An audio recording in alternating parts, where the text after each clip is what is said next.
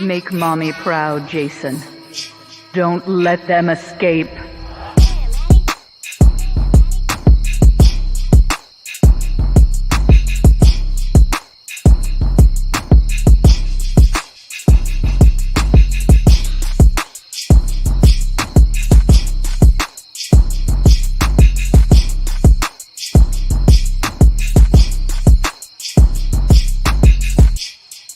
They can't hide. There's no place to hide. Make them remember me, Jason. Make them remember.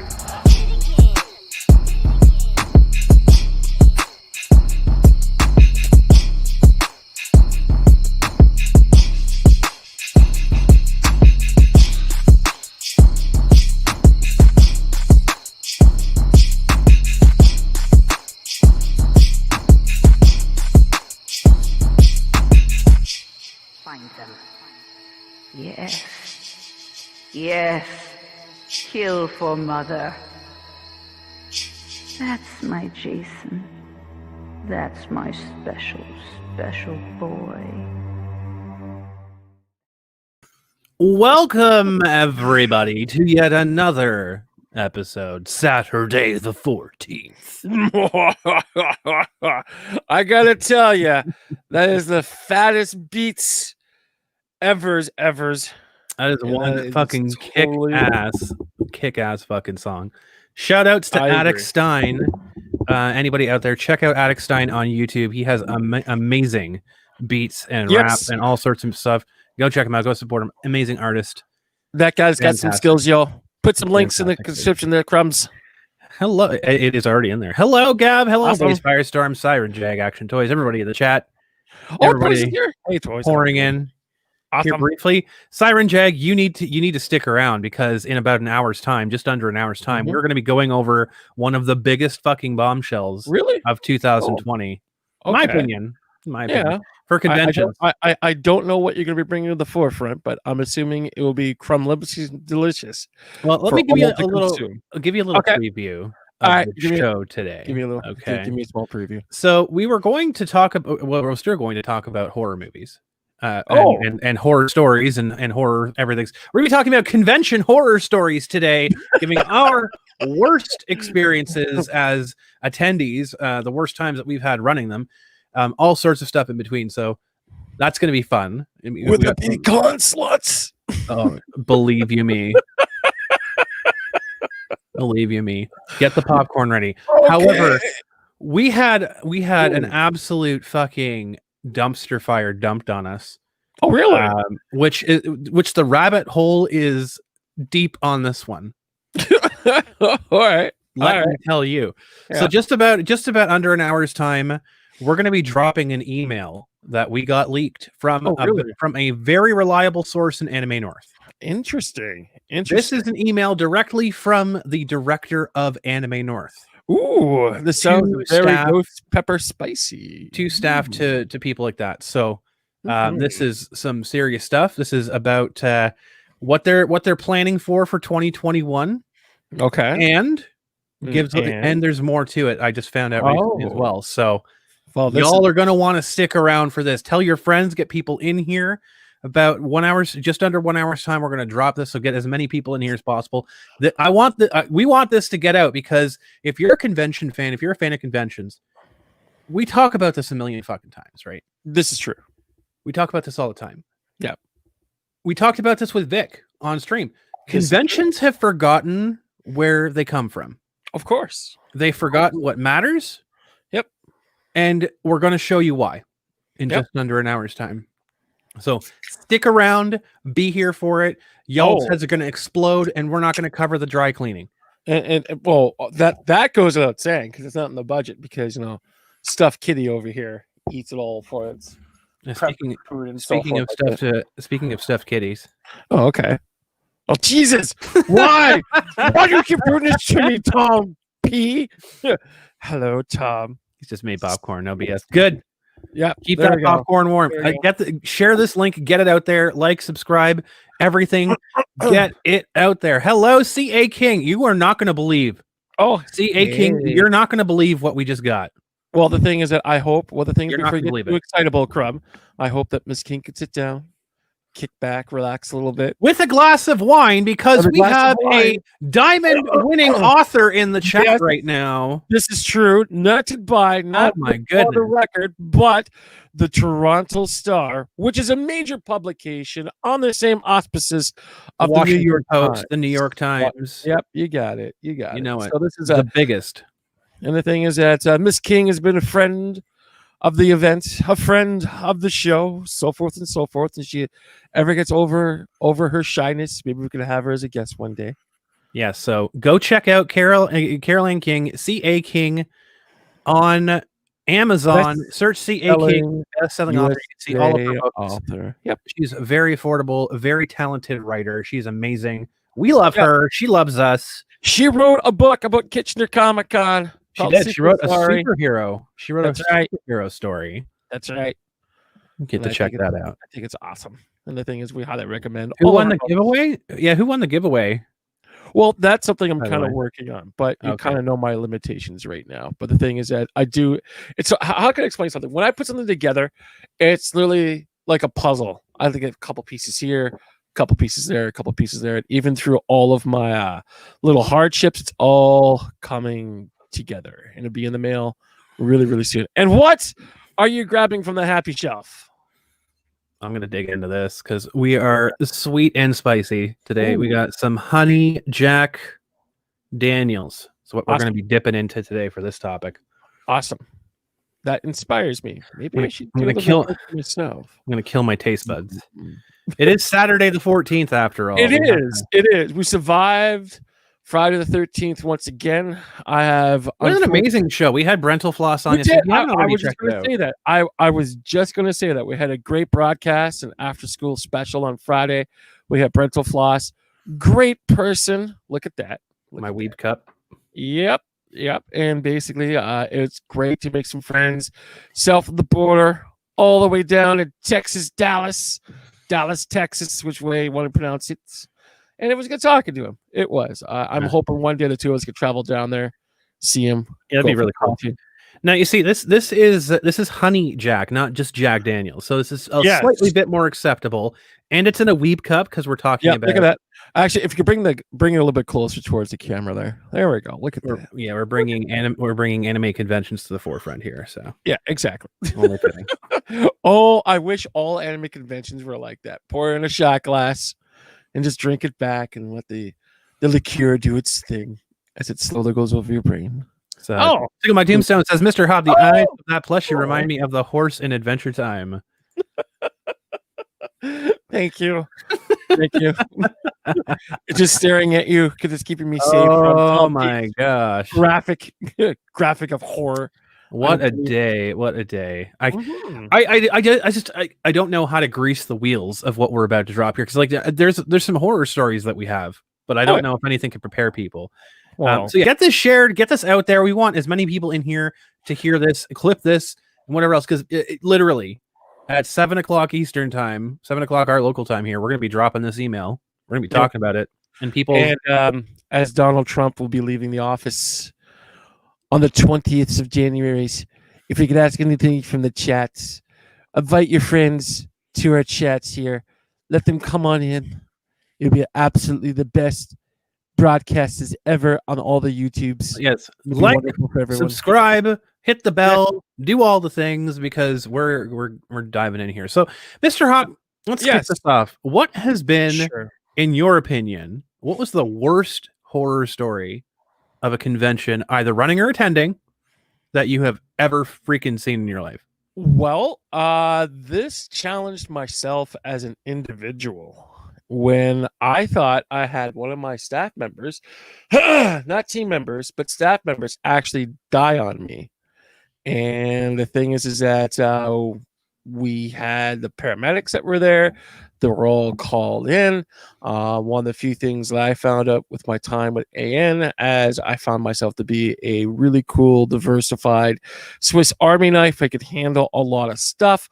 One of the few things that Anime North never really prepared me for or trained me for is what happens if a staff member has a heart attack on the show floor. one of the few things they never ever did. And it's one of the few things that I will probably remember the rest of my life, because I really thought that a staff member of mine that I really liked was going to fucking die on me. And I'm not saying that for anti-hyperbole. I'm not saying that to generate sympathy or anything else like that. It was like, holy fuck. And at the same time here, when he had the Gertie in there, the whole 9 yards, we were operating in uncharted waters. We had no idea what to do. We had no idea what was going on or anything else like that. And then the second part was, this is a two-parter, is that I had a friend of mine that was constructing a game library with me. And the thing is that we had some equipment. He was writing up a computer program, and there were some people that were causing us trouble at the hotel. And then all of a sudden, I start knocking on his door. He doesn't answer. So I was like, "What the fuck is this?" So I come back 10 minutes later, knock again. It's like, "Okay, look, time's ticking. Time's ticking. We got to get this ball up and rolling, because it's just so much stuff that's going on." And at the same time here, sometimes last minutes happen. You know the rest, blah, blah, blah, blah. So we're knocking on the door. I'm getting more fucking concerned. And I call the hotel manager and say, "Okay, I just want to know if my friend's okay." And basically what we did is that we found out that my friend got jumped and got beaten up and got thrown in the washroom. Damn. So we had the police there. They were taking pictures. They were taking fingerprints. They were doing this and doing that. And once again, it hit me upside the head like a Mortal Kombat kick from Crumb to the head, that they did not prepare me for this. And there was nothing in place. And my friend got beaten up pretty fucking badly, because these people thought that the computers that he were using were top-end notch stuff. Meanwhile, it's stuff they were finding at second-hand shops to keep stuff down, on sales down and shit like that. And when they got in there, he had nothing to be robbed. There was nothing fucking there, but he was locked in the fucking washroom. And he was bleeding. He got a fucking shiner and everything else like that. It was pretty fucking brutal. And again, Anime North didn't prepare, had nothing in place. There was. Were you staff at that point, or were you just an attendee? Oh no! I was staff. I was in the gaming department at a point in time. Okay, so what kind of process do you follow in that situation then? Well, that's the thing. It's completely uncharted. What do you do if you're not being trained? The only thing you can do, as you said, is try to keep the emotion out of it. Basically, contact, obviously, the higher ups would be Donald, Eileen, and Erwin, and the rest of the guys there. Tell them what's going on.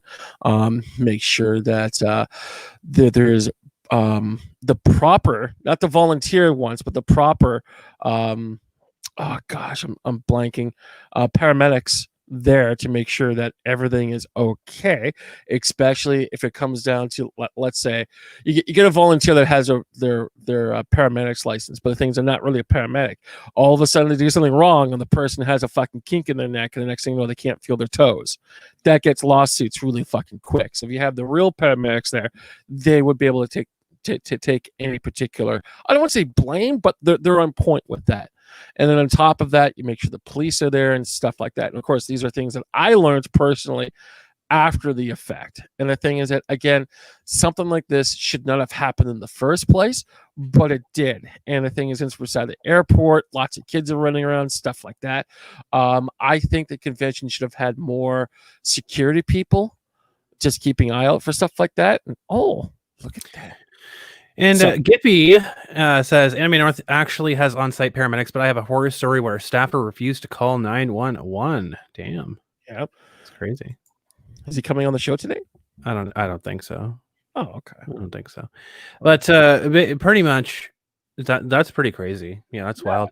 Yeah, that thankfully, like, none of that stuff has ever happened at our events. Well, the big thing is that one of the bigger the event, you kind of get all sorts of people. Well, the big thing is that, again, with Kitchener Comic-Con, mostly I purposely constructed a very less task-oriented event.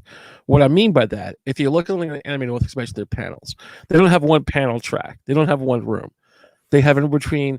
Yeah, they have a lot. They have that 8 to 12 rooms, which is equivalent to 8 to 12 panel packs, so forth, etc. And the rest of our stuff is small, it's manageable, And honestly, it works, and it's not a problem. The thing is that we start expanding more into staff members, team members, and volunteers, then we could expand those. But the thing is that, again, we kept things very small, Well, the very thing workable. the thing It's fine. is the bigger you go with your net of things, the more trouble you're going to end up with yourself, right? Like Yep. the more shit you're going to get.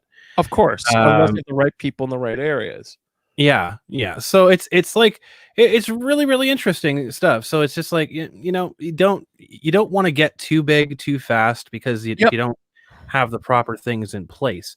It blows up on you. It blows up on you big time. Like we've had to turn down requests from LARP groups and theater groups and stuff like that to do like full body reenactments of things, or like have people challenge swinging sticks and shit like that. So you want to do that? You want to do that like outside, off the property? That's up to you with your own insurance. Exactly. More power to you. There's a couple points. Like there's one event, now defunct event, that had a fucking Nerf gun fight in the middle of a museum, and just like full holds barred, no. As far as I understand, they had rules, but I mean, you're running around.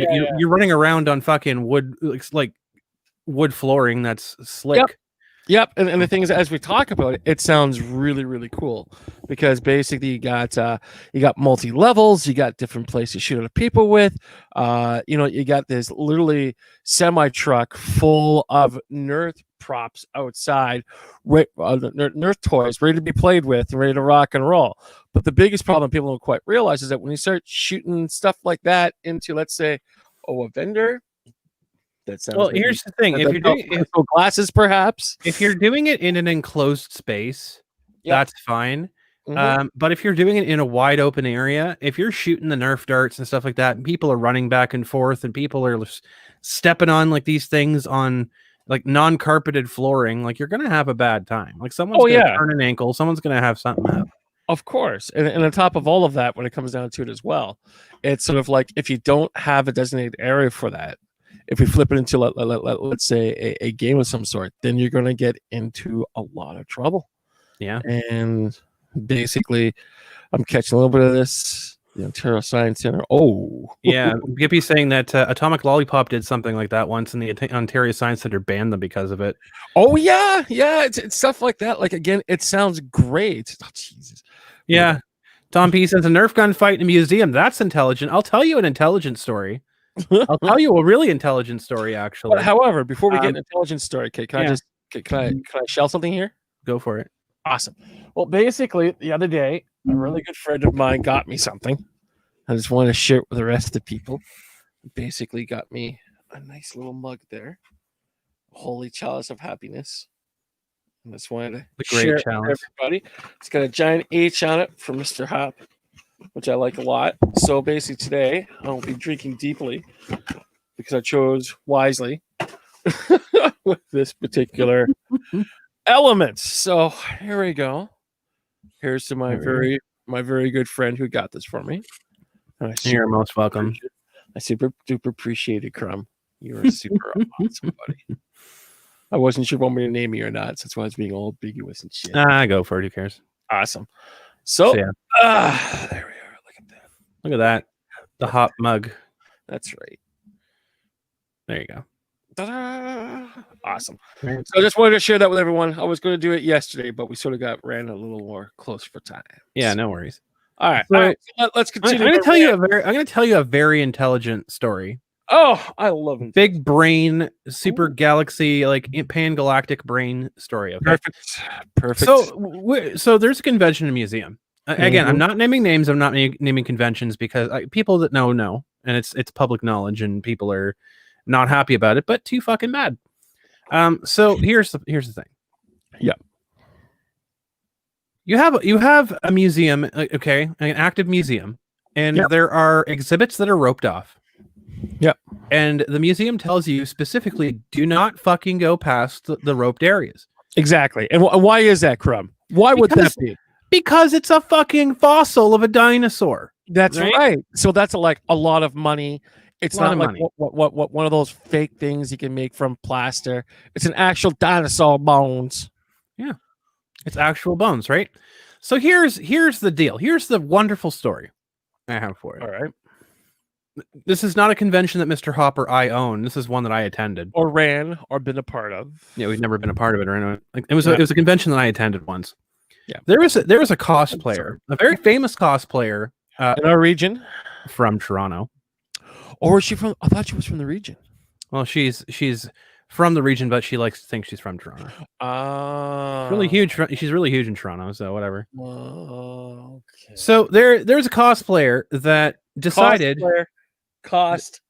Yeah, there's a cosplayer that decided that the rules don't apply to her. Why would she? Because why would they? So she and her personal photographer climbed over the ropes of this dinosaur display, and she started taking poses on the fossils, and he was taking pictures of her. Now that's not bad enough, right? It's not bad enough. This guy has a foot fetish, and he takes photos for foot fetishes. No kink shaming. It's whatever. So he had her pose on the fossils, remove her shoes, and take photos of her feet while she was sitting on the fossils. Brilliant idea, by the way. Brilliant idea. Very, very high intelligence. Let's launch a monkey into outer space and put him on the moon. Type of intelligence. Jeopardizing the convention, compromising the space. I don't know what the heck happened with that. I heard stories that she was banned. I heard stories that nothing happened. All sorts of stuff. But that's a wonderful pan-galactic brain story there for you. Well, yeah, and the thing is that if you and I would have done anything like that, oh my God, people will still be talking about to this day. Going, did you hear what Crumb and Mr. Hop did at that convention at a museum back like so many thousand years ago? Oh my God, they're just so irresponsible. Yeah, these are all the stuff that we've been hearing from for what we apparently did for the fucking past 80 million years is on display for everybody. But this type of stuff, everyone knows about it. Everybody knows about it, but no one talks about it. Everyone gets a fucking pass except for us. So like as an example, another quick story here. We got our favorite meathead doing X, Y, and Z-ness, basically coming after us over, the smallest of potatoes.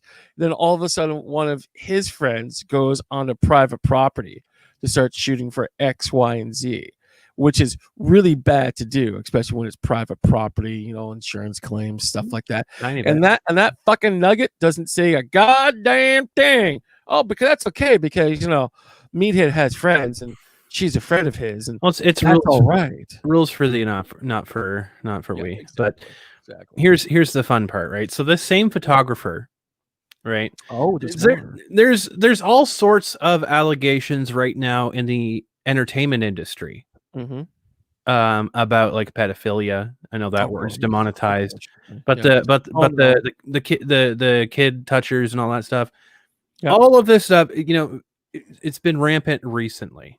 Yes. And there's been stories about people in the convention industry, either attendees or whatever have you, for years. People, and it's the very same stuff. People know about this stuff. They don't talk about it because it's very hush hush. It's that person. Okay, we'll let that slide. So this photographer has a reputation. Now, I'm not going to say anything because I don't know. All I'm going to say is what I know was reported to me. Okay. So 1 year after we had an event, we had complaints about a specific photographer of him approaching underage cosplayers and coordinating with them to take photos at the event, where he would ask them to remove portions of their cosplay to take risque photos of them. Yeah. So, and this is not just one account. This is several accounts that I had from both in person and by email of this individual doing this stuff. So basically, this guy was a fetish photographer, and he would generally get like female cosplayers to sit in positions where he could photograph their feet and crotch. And he would ask them to remove their shoes and socks. Yep, it all starts off very innocently. It's like, you have a great costume. My goodness, that looks really nice. I'm a photographer. Do you want to do a quick photo shoot? Oh, that's really, really great. We're going to zoom in a little bit more. You seem to be really hot. temperature wise? Do you want to remove any of your costume pieces by chance? Blah, blah, blah, blah, blah, blah, blah.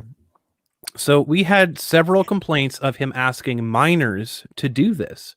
And him approaching minors and people who could not properly give consent. I know, Gippy, you're saying that if the cosplayer agrees, and that's fine, and then whines about it.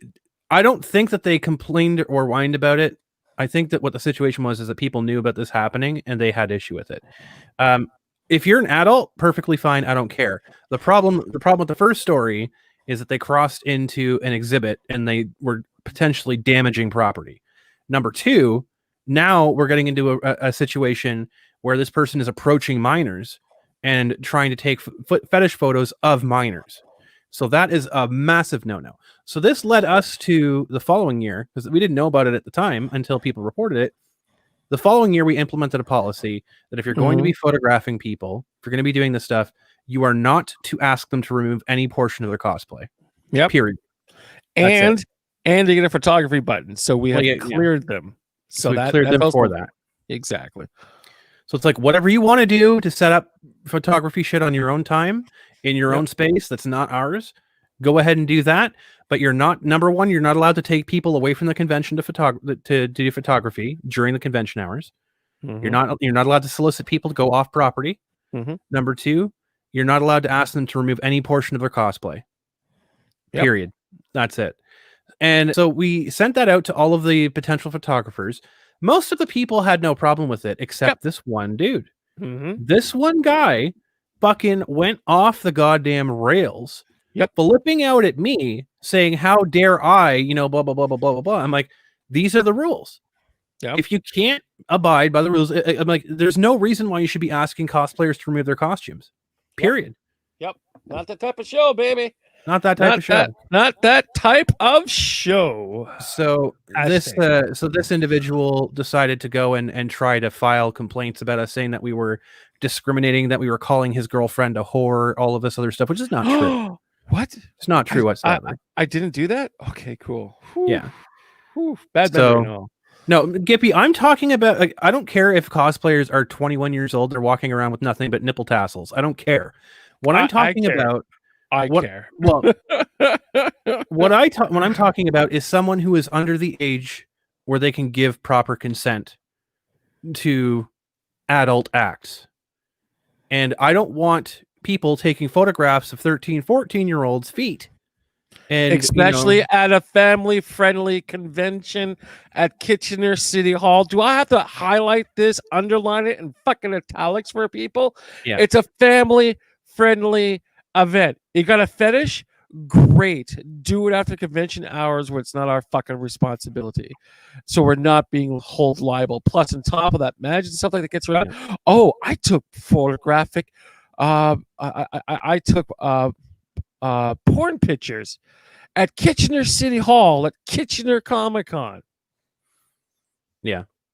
Anyone that can't see the problems with that needs to get fucked. Seriously. Well, preferably in a different way than the normal.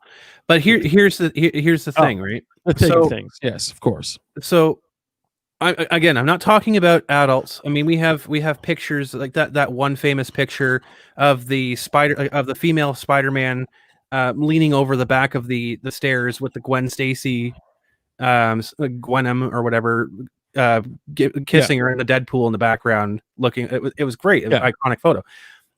Adults, they're fine. I'm talking about like 13, 14-year-olds. Allegedly, this person, apparently, when he found out that they were minors, they ripped the film out of his camera and destroyed it.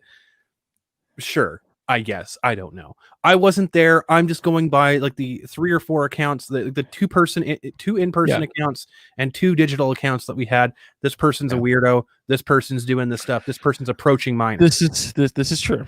So this is true. This person's slightly obsessive with stuff like this too. Yeah. So. And we get accused of all of this kind of crap, but the truth is, like, and again, one of the worst things that we've ever had happen at our convention, thankfully never actually happened. Yeah. Like, I mean, it happened, but it didn't happen during the event. Was someone threatening a fucking minor with sexually assaulting them in a bathroom. Oh yeah, that's great to go through. Drawing are probably lowest points I've ever had in my professional entertainment career. Going through the stuff I'm going through, Crumb is recovering from a fucking head injury. For God's sakes, all of a sudden we get this noise. I went, you know what? Whatever's happening to me, I gotta suck it up. I'm gonna fucking bench myself up twice as much, and I gotta hit that fucking concrete to make sure that no one fucking gets hurt. No one. Period. In a fucking sentence. And on top of that, to add to that story, that photographer guy, guess what he tried to do? I think that's why he knew to you, but I think I might have told you this. But long story short, he started to approach some of our other team members. The team members, as you would say, kind of on the spectrum type of thing. You know what I mean? Not quite over there. He says, "Oh yeah, hi, I'm here for my media button pass." And they kind of went, I can't give that to you. You have to talk to Crumb. She's the only person to give that. Oh, okay. So what's this guy doing? He's basically going around, basically poking at the perimeters of things, going around the authority of the convention to try and exactly. And it's like, no, Crumb is the only person that can give up media passes and media buttons. Period. In a sentence, I could do it, but I'm too fucking busy. It's just that simple. So it's that type of stuff, and like basically we advertise. And we probably should do a bigger job of advertising, but saying if for people at our convention, if people are approaching you and claiming to be an official photographer of the convention, we have identification buttons that we give to them. We give them passes. We give them clear identification that they are vetted by the convention. They are okayed by us to take photos. If someone comes up to you and says, "Hey, I'm a convention photographer," has none of that, don't talk to them. Exactly. And because the thing is, there's no guarantee that something is going to happen. And from that point forward, that's completely out of our hands because we've done everything we possibly can to make sure that particular legislation is firmly in place. And we've been doing it since 2016. So learned a lot. Yeah. I mean, you learn stuff every fucking year. And like the whole thing with the report we got over Instagram from the person that was losing their mind because their friend was threatened with sexual assault in the bathroom because Vic Mignogna was going to come to the show and they were going to go to the show. Isn't that great? Oh, you're going to a convention that's supporting this guy. Oh, and we find we're going to rape you in the fucking washroom. Who says that?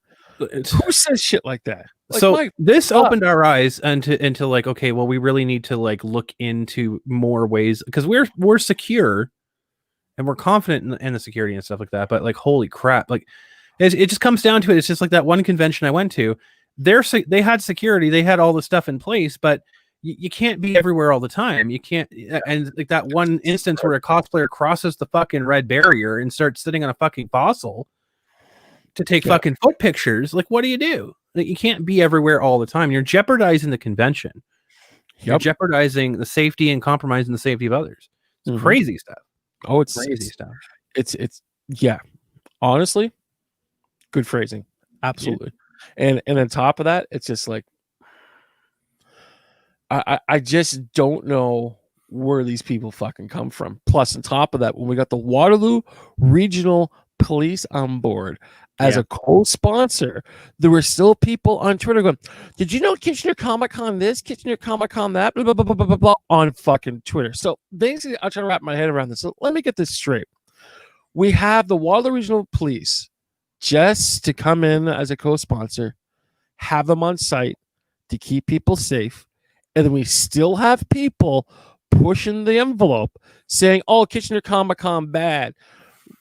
Mr. Hot bad, Crumb bad. You shouldn't be there." So basically what they're doing is trying to poison the fucking water wells. They get so frustrated they just don't show up. Well, you know, like the funny part, I just we're gonna say hi to Nernius here. Oh, hello. Welcome. Yes. Everybody loves Gav. We have the only horror story I have from reliable sources over here. At one con, a woman was locked in a room with a guy who tried to sexually assault her. The creep locked the door, but nothing happened. That's good, thankfully. This shit happens like all the time. It's all the time. Kyle Cowden, sometimes addressing problems like whack-a-mole. Exactly. That said, when we have a multi-layer team and plan, and one step is registering photographers. Yeah, that's honestly, it was one thing that we found out. I'm sorry if I'm mispronouncing things. I've had a few sips of honey jack. That was one of the things that we found out like immediately. Like boom. Once we knew that was a thing, it's like, no, we're registering everybody. This is the way it's going to be. If they don't follow the rules, then they can't be a photographer, period. Yep. And on top of that, we'll reduce the photographer, the Kitchener Comic-Con button for photography. Who doesn't like buttons? Plus, on top of that, photographers usually, and also on top of that, media people, stuff like, who doesn't like buttons? Everyone likes a fucking button. So basically, we know that the media people will be carrying this button in a place where they could actually be seen and stuff like that. Oh, Stan the man is here. Welcome, Stan. Well, hello, Stan. How are you? And we also provide times and places for photography. Yes. And if it's not official, it's dangerous. We do the exact same thing. Yep. We offer people areas to do safe photo shoots, give them times and schedule it, and let people know if they are not wearing a button or they're not in this area, then they are not safe to do it with. Yep. Be careful. Be careful. Yep. It is absolutely insane out there in terms of what people are trying to do, what people are going to do. And just as a heads up, people, we are about 25 minutes away before I drop this leaked email. We start talking about what's going on at Anime North 2021. You guys will be surprised, I think. I have a question for you, Crumb. Before we get into the 20-minute mark, is there a Wikipedia page about Anime North so we could tell our viewing audience, perhaps for the first time, the accolades and exactly how big Anime North is? I'm sure people know how big Anime North is. Yeah, for sure. I mean, they can look it up on Wikipedia. I'm not going to pull up Wikipedia. I can pull up Wikipedia. No. Yeah. All right. They can do it themselves. Okay. But yeah, Anime North is, I think, the biggest anime convention in Canada. It is one of the larger ones. You're talking about like 60,000 people plus attending indoors. It's not even counting people outdoors. Yep, exactly. Like basically when it comes down to Anime North, they're quite simply the largest anime convention of all of Canada, hands down. Nothing can compare. Good luck. Definitely in the top 3. And I mean, you can run numbers and whatever else. Like the point, and we've done. I caution against it. I really do strongly caution against it because, as much as you can try to figure out how many people attended and how much those passes cost, et cetera, you're never going to get the exact number. You're not even going to get close to the ballpark of the number because there's always extenuating circumstances. So I don't try to pin down how much Anime North is making because I'm not part of that team. I don't have those numbers. Exactly. And the thing is that we got our own stuff we got to work on. So why would we want to waste our time? Yeah. And I always say that it's irresponsible to try and numbers game things when you don't have privy to that information. Yep. And one of the few things sorry, go on. Go. One thing I wanted to say just before we break off, I'll let you finish your point. Of course. Oh, okay. Thank you. One of the few things I wanted to say, and the thing is, this is what I really liked about Anime North when I got there for the very first time in the early 2000s, is that you had your recorded attendant people. And the thing is that these are the good peoples that went out and bought the weekend pass or a day pass type of thing. And all those numbers add up. The thing that I really liked was the organic grooviness of it all. Because you have people outside the convention center, they're hanging out on the grassy knoll, talking about stories, having picnics and getting involved with little cosplay skits and so forth, and generally having a good time. And it was very, very groovy. And it's one of the few things I really miss about that particular event. Like I said, these events have forgotten where they came from. They've forgotten what made them great, and they are focusing on one thing and one thing only. And it's the wrong thing, in my opinion. Yeah. One of the things I did want to say, just because we were talking about some of the idiots that like to talk about us, and I think a lot of this is projection because we've seen the pedophilic tendencies for certain individuals. Like that photographer we're talking about, same sort of group of individuals that we had attacking us. One of the claims, outlandish as it was, and I know we have evidence of it somewhere. We have it on paper somewhere. We just can't find it. One of these idiots posted on his personal website, alluding that it was dangerous to leave children around myself and Mr. Hop.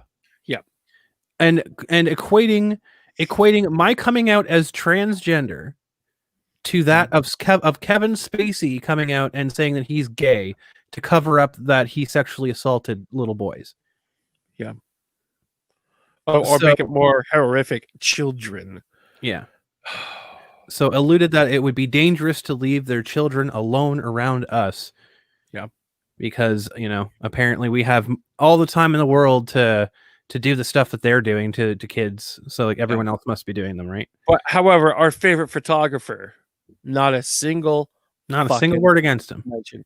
The cosplayer that went beyond the red rope, not a single thing mentioned. Yeah. How hypocritical. A very good friend said once before, when you boil down the truth, you boil down the truth, you boil down the truth. It ain't the truth anymore. Ain't the truth it's something else all differently. Ain't sits. Yeah. Yeah. Hashtag just saying. Kyle's saying that's called a non sequitur or a massive logical fallacy. Absolutely agree. Absolutely agree. No, they have done, and I say this group of people includes that photographer and a bunch of other knobheads. Includes that cosplayer that sat on a fucking museum fossil. Includes all those friggin' knobheads coming at us and trying to tear our convention down because we're doing the one thing that other conventions in this region refuse to do, and that's serve the fucking fans. And also have fun with the fans and remember where they came from. And the thing is that remember what brought them to conventions in the first place. At the same time, making those convention moments and having a good time. Just imagine if those people never interfered and all the more fun we could have. Like, it's kind of funny. People don't realize the restraints that we have to put into place just to make sure that things are running properly, making sure that people's anxieties are at a dial in at a 10 before they come in. Like, just imagine. My goodness. Gippy has a great question. Did these people show up at the con this year? Let me tell you a little story. Let me tell you a little story. You got the floor. You got the floor, ma'am. Let me tell you a little bit of a story about this. So we had people that were in this group and that joined this group recently and that were railing against us, and they were posting photos saying marked safe from Kitchener Comic-Con. We're not going to Kitchener Comic-Con. We're not supporting them, but we're not doing this. We're not doing that. Blah blah blah blah blah blah. And I caught on video one of these people that was happily holding up a marked safe from Kitchener Comic-Con sign earlier that day at our convention. Well, it's all jokes. And it was just completely by accident. I was filming the cosplay contest and he walked right in front of my camera. Yeah. And he was there with the other group of idiots that were joking and saying that they're never going to come to Kitchener Comic-Con. They're never going to support it. They went, they had fun. So yes, they were there. They're there with their little buddies and their little friends. Yeah, they were giggling around at the same time. It's kind of funny because they're sitting back going, "Oh, we're going to basically vote with our wallets because it's all about this." Meanwhile, they're buying shit from the vendors because one of the few things that we've always done is make sure that our vendors have some really cool stuff to sell. We encourage them to do a whole bunch of stuff, the duration of things, plus on top they give themselves the VIP pass as well, so they could actually really start getting some attention towards their actual company. So let me tell you one more story because we got about 15 minutes before we're going to drop this bombshell. 15 minutes till launch. Okay. I'm hyping this up, guys, because you will not fucking believe what the words are in this coming out of this person's I do not know what's going on, but I think it's going to be absolutely hilarious regardless. And I'm looking for some next nail polish. One final horror story I have here before we jump into our next segment was the sheer amount. So we lost cosplayers. We had a bunch of cosplay guests that were supposed to come. First time cosplayers, new cosplayers, existing, blah, blah, blah. And we had a bunch of cosplayers. Well, exactly. We had a bunch of cosplayers that were dropped out. Some of them because of Vic. However, most of them because they were threatened. Yep. They were threatened by an individual in Toronto. Not going to name names. I would go so far as to say individuals in Toronto.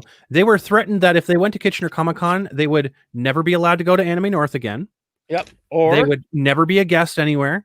And they would lose their careers. They would lose their brand. Yep. It would destroy their brand. The brand. Yeah. And the thing is that one of the things that drives me nuts, even a little bit to this day, to a degree, less to a degree now. These are people who we supported 110%. They were friends of the event. They were personal friends of us. When people brought those individuals to the forefront because they did scandalous things, which is nothing but conjecture and hearsay, we stood by their side. Didn't have to. We did it not because of obligations, because we were their friends. And the thing is that when these people had a conversation with me, and I told them what was going on, so there's no surprises, because heaven forbids, I don't like surprises myself. They were all on board. Yep. Everyone was cool, not a problem. They understood the controversy that was taking place until but one or two people started speaking up. And here's the thing, right? Because we know people on a professional level. These other individuals, they know them on a personal level. Good for it. Go for it. They know them on a professional level and a personal level. They know that these individuals, that especially a couple of them, have bad anxiety issues. They're on the spectrum. They're struggling with thoughts of suicide and depression, and they're telling them, if you go, we'll destroy you. Yeah, and they're telling them that your life is going to be over if you go to Kitchener Comic-Con. Yeah, and the other thing that drove me nuts as well is that we basically started to, not quite started into, we wanted to give people opportunity and chances as well.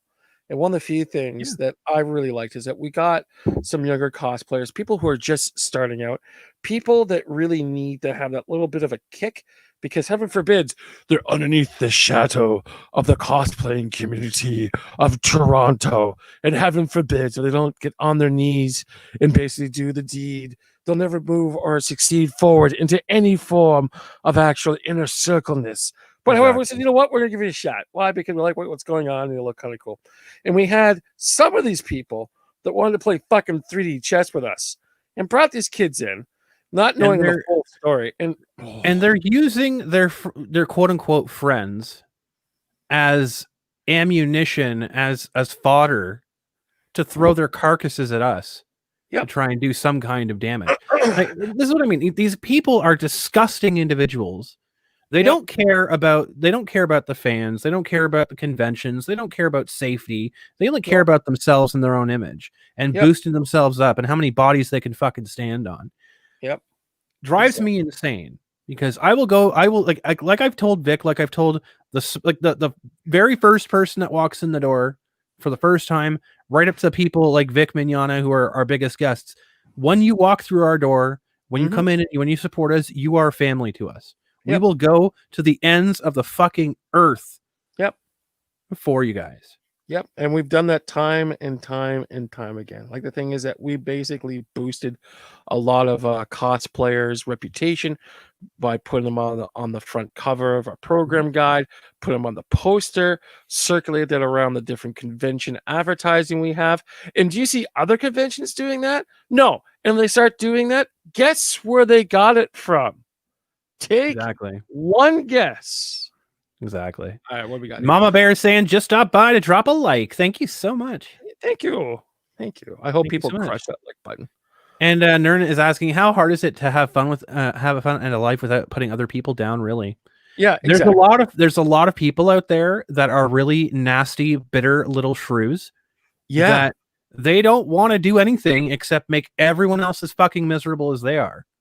And the thing is that heaven forbids that the little cubbyhole convention initiative gets a big time guest, and all of a sudden, they're not the star attraction anymore. But meanwhile, we all know that once the lights have dimmed and basically the time. Well, here's the funny part, and I'm going to talk directly to conventions out there right now. Here's the fucking funny part, right?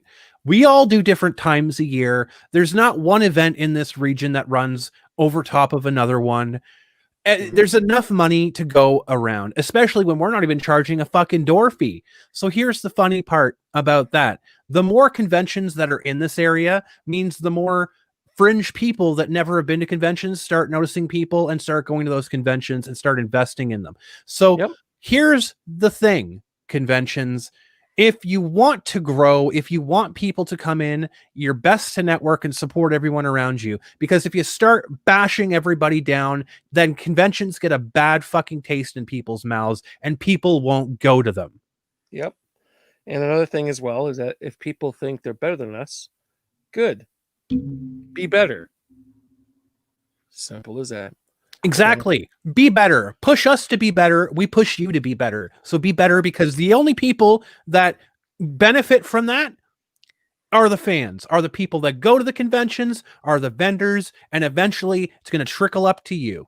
Yep. And on top of that, some of these people don't quite realize is that we could put this convention in a fucking garage and people will still have fun. Why? Because just broadcasting today, there are two individuals that really know what they're doing, and they will put everything on the line to have a good time. CA King's asking what color is your nail polish? Oh, I am using this very wonderful little silver that I got here. Metallic white, perhaps. Metallic white. There you go. There you go. And Nern is asking, by the way, or saying, I'm wearing my Major League 4 Course shirt today. Got many confused double takes, much entertainment. I love it. That's so awesome. Good. Send us some pictures. Crumb and I will throw in our social media stuff for you. Absolutely. I can't wait. Yeah, we are 10 minutes away from dropping this email. CA King, you're not going to believe. You're not going to believe what they say in this email. I didn't believe what they said in this email, and I still don't know what they said in this email. This is all new for everyone. I know that I'm hyping this up. But I cannot stress it. I cannot stress this enough. This email shows exactly what most of these conventions think of people. And on top of that, in our very best improv type of way, we'll explain why this is important. No, we're going to give our thoughts on this. Because I'm not a staff member of Anime North. Mr. Hop's not a staff member of Anime North. So we don't have the official say. No. We don't have the connections. We don't have the thought process. We're not connected to their brains. So I'm going to give my professional breakdown of what I think it means and what it could mean moving forward. But nothing's official from Anime North. So let's get that straight. Yeah, for sure. 100% straight. Okay, that sounds good. So sounds more than reasonable. Do you think there's a generational gap between con execs and whose con started in the 90s and newer cons such as ours? I'd like to answer that. The answer is yes. Yes, there is. Because the thing is that unlike myself and Crungelum here, basically we are still fans. We like what we do.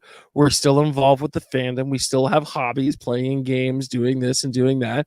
And the thing is that when you get older, you lose that extra spendable time and spendable income. And the thing is you're no longer that. Plus, on top of that, what does a 60-year-old really know what 20-year-olds want, or even 16-year-olds? Now, let me give my opinion on this. Of course. It's a yes and a no. It's a yes and a no. Because you have 60-year-olds out there that run that do get it. You have people that are older. You have people that are older that get it. Maybe not in Canada. Well, in the States, going Ontario much? Not in Ontario. Okay, I'm saying Ontario is about 20 years behind in terms of, aside from our convention, we're leading the force. But most of the conventions in Ontario have gotten complacent. They've fallen back, and they've been following the models that work, like a San Diego Comic-Con, for years and years and years. The fact of the matter is, we're not San Diego. No, we're not, and we never will be. And why would we? We're not California. Hello there, Adifos. Welcome. We're not San Diego. We're not New York. But then we don't have to be. We're in Kitchener. We're not Toronto. Yep. Everybody is trying to copy Toronto.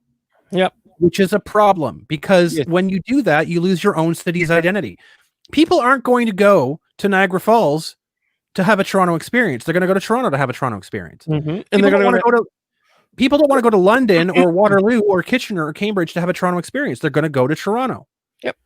Each of our cities, and this is one thing I drive fucking home. Kitchener, Waterloo has an amazing culture. We have amazing stuff. We are great fucking cities that have our own fucking identity and history that should be celebrated. And we're fucking proud of that here. And we are building a convention like Kitchener Comic-Con, and we're elevating our status as such. And Toronto doesn't like it because, what do you mean you're not copying us? We're the greatest. Why aren't you copying us? Yeah, why aren't we top-billing? Why aren't we all special guests for your event? Because we're just as good. Because our talent goes to Toronto and boosts their image, but it's our fucking talent.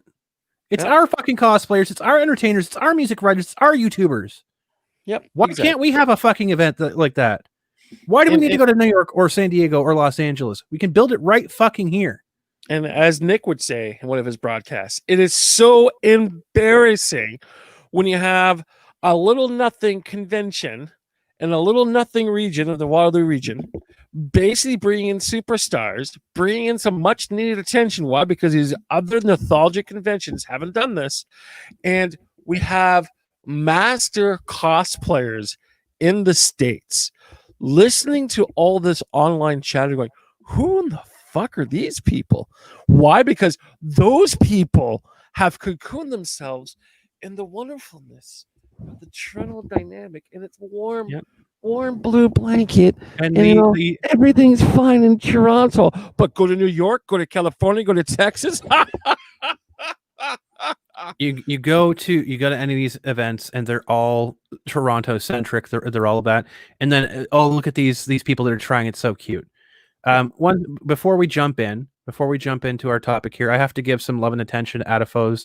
Adifos is suffering from COVID-19, so energy and prayers and healing out to Adifos right now. Having a rough time. Adifos, and I feel for you. Adifos is awesome. That's one of my good online friends. Oh, that's awesome. Yeah. So oh my God, Stan, Toy Man, you got me tripped up. Bravo, someone else who gets it. Local shows for local fans. If you get folks outside, bonus. Exactly. Yeah. Show off your fucking people. Yep. Take a fucking point from state fairs. Yeah. Take a fucking point from people from local festivals. Celebrate your homegrown stuff. Yep. And I for think God's sake, develop it from there. Develop it. Yeah. Because like Brent said yesterday, which if you haven't watched that stream, guys, go watch that stream. It was amazing. Brent from Brental Floss, fantastic individual. He's amazing. Yep. He's the best. Is he the best? Greatest. Simply the best. So like he said yesterday, you should never shit on anybody because you never know who they're going to turn into.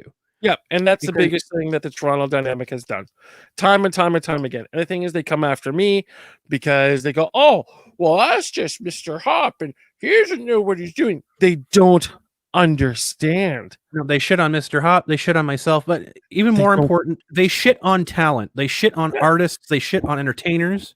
Yep, and they don't give them a chance to shine. Yep. When you have events like ours that make it our fucking mission to give independent people, brand new people, startups, people who've never gotten a chance, give them a fucking chance. Yep. When we do that and they shit on us for doing it, because, oh, well, you're just not having this. It doesn't fucking matter if they have 10 million fans or if they have 3 people on Instagram. If they're fucking talented, they're fucking talented and they deserve a shot. Yep. And they've really forgotten. They have forgotten. They honestly have. And the thing is, the people who haven't forgotten have been beaten down so much they just stopped trying. Yep. They just stopped trying. And the thing is that there's nothing wrong with that. It's just unfortunate. So here's the thing. So the thing. Here is the thing, fam. I know my face is as white as the driven snow right now, but that's because I have an email in front of me. We have snow. No, we don't have snow here. Thank God. I just took a nap and went, what do you mean we got snow? What? So we have an email that we have a source. We have a few sources within Anime North. One of them has sent us an email that they got directly from the director, the head honcho of Anime North. We're gonna dig into that right fucking now. Oh, the time is now, is it? Time is up. You can't see me. My time is now.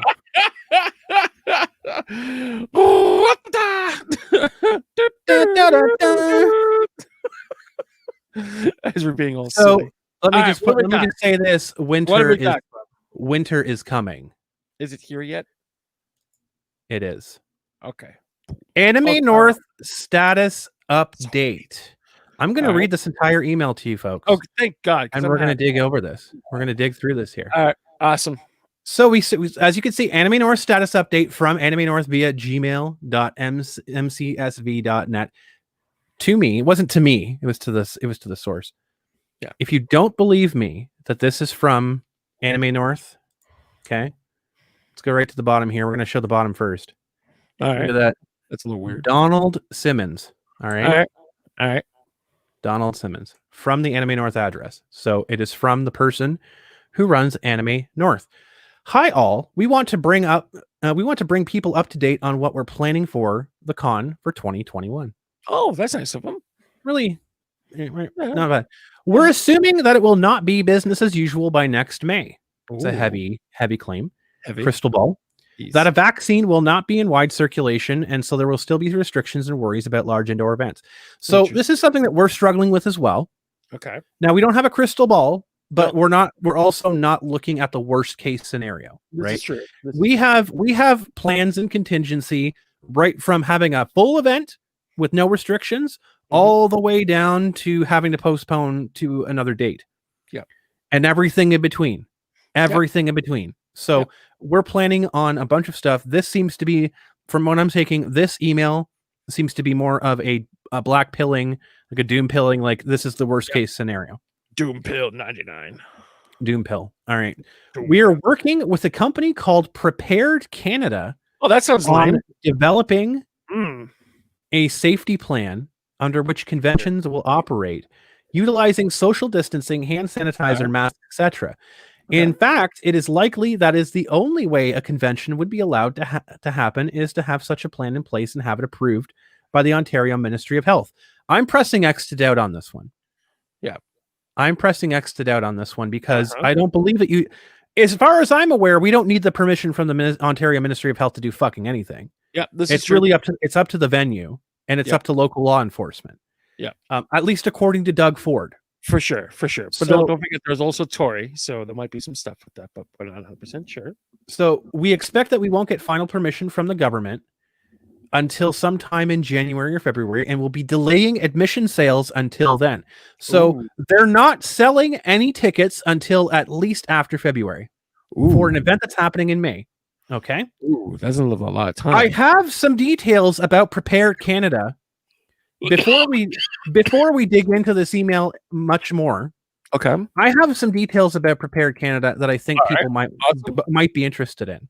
Okay, if you look up Prepared Canada, which under this it says it's a company that develops safety plans, blah blah blah blah, right? Okay, it is a company that has St. John's Ambulance first aid training, and it also has business consulting. Interesting, right? The CEO, I'm going to stop this for a second. I'm going to bring up the other one. The CEO is a man named Alex Vezina. Okay, that sounds familiar. And I'm going to let LinkedIn talk about this for me here. Okay. Alex Vezina, Chief Executive Officer at Prepared Canada Corp, right? All right, sounds very official. Let's take a look at his work experience and see if you can pick out anything on that screen that is interesting. Okay, I'm seeing nothing. I'm gonna give the chat a minute here. Give the chat a minute. Do you guys see anything on this list here that would scream conflict of interest? I'll give you a second. Okay. Okay, so we have Chief Executive Officer, Prepared Canada Corporation for 6 years, right? Instructor. We also have Emergency Management Staff, Region Appeal, and Exercise Controller. What's this though? What's that? Let me zoom and enhance. Oh, good. Zoom and enhance. Okay. Wait a minute. Isn't that interesting? Even with my bad eyes, isn't that interesting? I'm seeing the Anime North logo. Well, Crumb, isn't that like a conflict of interest? I mean, I'm not a lawyer, so I don't know. I can't say for sure. I'm not an expert on this. However, Section Chief Anime North looks really good under Chief Executive Officer at Prepared Canada Corp, doesn't it? Right now, considering Anime North's paying them to do this, I'm assuming, right? Because they don't do that for free. No, this is true. This is true. This would not be a free gig. So right. Yeah. So let me get this straight. Anime North has hired an impartial company. Now this company is world renowned, right? Super world renowned to a total sum of 85 people that like them on Facebook. So everybody knows who they are. Nobody knows who they are. Nobody. Bueller. I've never heard of these people before. Bueller. Well, I heard that Prepared Canada was dating Susan at the Photoshop the other day. I'm trying to make it feel the joking thing. So sorry. Here's the thing. Yeah. When you're talking about this type of stuff, when you're talking about COVID, Like, if it came down to Kitchener Comic-Con having to like consult somebody, I'm not going to consult an uncle who has a fucking first aid license. We're gonna go out. We're gonna fucking find a company if that is like accredited and does this shit all the time. I'm not going to go down my list of staff members and say, "Hey, you're the CEO of Prepared Canada Corporation. How about I funnel you some fucking money, and then you can come in here and you can give us all this stuff." Okay, I do it. Yeah, no, I hear you. That's just completely silly. So, that being told, there's that first thing. I found that out recently. Wow, I found that out recently. Wow. And I know people are like, "Oh, that's not a really big bombshell, Crumb." Don't worry. Oh, there's more. So they're working under Prepared Canada, which is their own in-house staff member. Apparently, that is the CEO of the company since 2010. So backroom deals. Yeah, we're talking a lot about fraud and stuff in the U.S. right now. Well, look at that. I'm gonna get in. I'm gonna save my tinfoil hat conspiracies until after this email. How for the best? It wouldn't go well with the white. So now we're back here. Yeah. Now we're back here. Okay. This will absolutely mean some big changes. Really? Oh, okay. We would have to restrict our attendance to about half of our usual numbers. Oh, that's interesting. While keeping as much space as possible to provide social distancing. This will obviously seriously impact our budget. Realize what's being said here, everybody. Realize they don't fucking care about the people. They care about the fucking money. Oh, What happened to your fucking nest egg, asshole? What happened to your fucking nest egg you were bragging about when you were calling out Kitchener Comic-Con because we brought your fucking whistleblowers forward and you threatened them? Where's your fucking budget there, bud? You said you had enough money to last for 2 years. Where's all that money going? When you're bringing in a fucking in-house fucking person to do your fucking dirty work for you. Crumb, there's more. There's more, right? There's more. Oh, wow. There's more. One of our biggest expenses has always been the TCC. Not just the space itself, but the tables, the chairs, the drape, the building security, housekeeping, garbage pickup, electrical for the stages, anywhere we need an outlet, etc. Bullshit. Okay. I call bullshit. Unfortunately, little of this would get cheaper with fewer people attending. Because of this, we need nearly as much of it as we always do in terms of space, likely even more because of social distancing. So you're expecting half of your attendance, but you're going to increase your space. Likely the only way to have the con can happen. Terrible English, but let's continue. Is to have just as much space or more, fewer whatever. You know what I'm trying to say. I have another sip of whiskey. Yeah, there we go. I'll make my comprehension skills even better. Excellent. This means that if our income is seriously reduced, we have no choice but to look elsewhere for savings. Oh, wow. Wow. So basically, let me get this straight. He said in an email when he was criticizing us, because when we talked about the whistleblowers, he came out and said, don't worry. We have enough to last at least 2 years of conventions. Don't worry. We're good. If not more. Because Edmonton's been around for how long? 30, 35 plus years now or something like that? Yeah. More or less, kind of, sort of, maybe. But however, just to jump in there. So basically, they're completely restructuring everything from the ground up because you got a new location. It's no longer the same place anymore. They're reducing what are the mandates that they've been doing, talking about for many, many years. Plus, on top of that, they're going to keep the tuition. That's tuition. The rate of buying passes probably the same, if not more.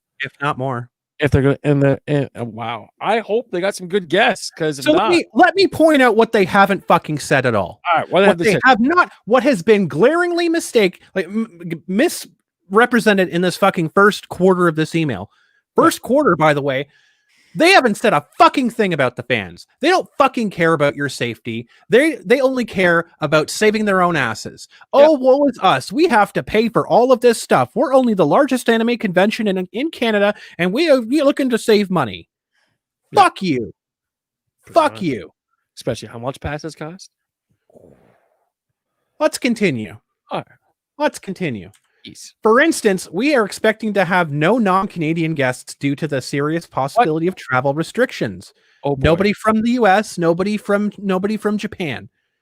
Okay. 14-day quarantine periods. Agency is not wanting to risk talent, etc. While this is unfortunate, this is major saving. Oh, they're saving money. Major saving. They're saving money. Oh, that's awesome. So basically, bringing in the voice actors that make the whole anime convention work, let alone giving opportunity to bands in Asia. Yeah, Anime North Anime North is only 24 years old. Yeah, exactly. Yeah. Oh, only 24 years old. They can't figure out a budget by this point. Chat, is that official 24 years or is it questionable? We can afford to pay for Vic Mignogna. Anime North doesn't want to. Yeah. Doesn't want to pay for his level of talent. In fact, they're celebrating the fact that they don't have to fucking pay talent. Yeah. Wow, fans, they really care about you, don't they? Largest anime convention in Canada. We're hoping to have some Japanese guests participate online with live Q&As. Online? That's but amazing. nothing has been worked out yet. Yeah. And the thing is, how was their last online venture? Right. Went over so well. Let's look at San Diego Comic-Con. Let's continue. Yeah. All right. There are also events that will not just be practical to hold. Oh, really? So instead of, just having your events, just not having your guests, you're also cutting back on programming. Good. Food events such as cafes will not be workable under these conditions. They're cutting out maid cafes. They're cutting out other events like that. I think for obvious reasons. Yeah. Okay. I mean, there's ways to do it. There's ways to do it. Yeah. And the Tim Hortons and the Tim Hortons will be open. You have prepackaged food. You have prepackaged food you can sell that people's hands don't touch. Yeah. Some other events might be reduced in size, unfortunately not held this year, as we decrease the amount of programming in our space to make room for social distancing. Notice this fucking trend, right? Notice this fucking trend. You hire on someone who's in your fucking house, who you're probably either paying into your own fucking pocket or charging fucking nothing for. He's telling you this shit, and it's social distancing. We're cutting back on programming for social distancing. You're fucking full of shit. And also, where are they having the event? They don't know. They don't know. What's their space like? What's their space They don't like? know. Exactly. So we'll continue before I go on another rant. And again, here's the word again. So reduce the amount of space for social distancing as we adjust to a reduced budget for 2021. It's all about saving money, isn't it? It's all about saving money, isn't it, you fucking little scumbags? Yeah. It's not about safety. It's not about the attendees. It's about putting on a fucking event so that you could pinch the most pennies and make the most fucking dollar off of people who've been starved for a fucking event for the past year, instead of putting it off for a fucking year and then actually coming back with a good fucking event next year. Yep. Fuck you, Donald. Yeah. I don't mean Trump. Yeah. Never make the chimps. And the thing is, when it comes down to it, it's like, again, if we had 1/8 or 1/10 of the budget of AN, just imagine all the fun stuff we could do. Rail the gates, Ferris wheel. But however, super long story short, this seems to be more penny pinching. So here's a list of what they expect. Okay. We are looking at the core events being a vendor's hall, a comic market, a crafter corner, which also provide needed income. Oh wow. So that's going to be interesting.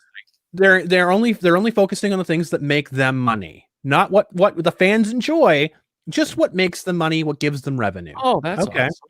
That's awesome. Panels and videos in the main stage, some gaming, costuming, including a masquerade, Naminanochi, and outdoor stage. Some gaming. That's interesting. Notice how he splits those off into things that make money and things that don't make money. Yep. Relative. Notice that. Okay.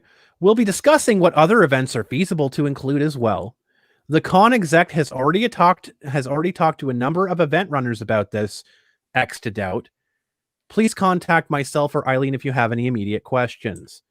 Volunteers almost certainly will not be happening this year. What? No volunteers. Wow. as the issues with clearing casual helpers with safety procedures will be nearly insurmountable because it's too difficult to train your volunteers on how to fucking do literally their fucking job. You're having no volunteers. Yeah. And I know the guys who run the volunteer department.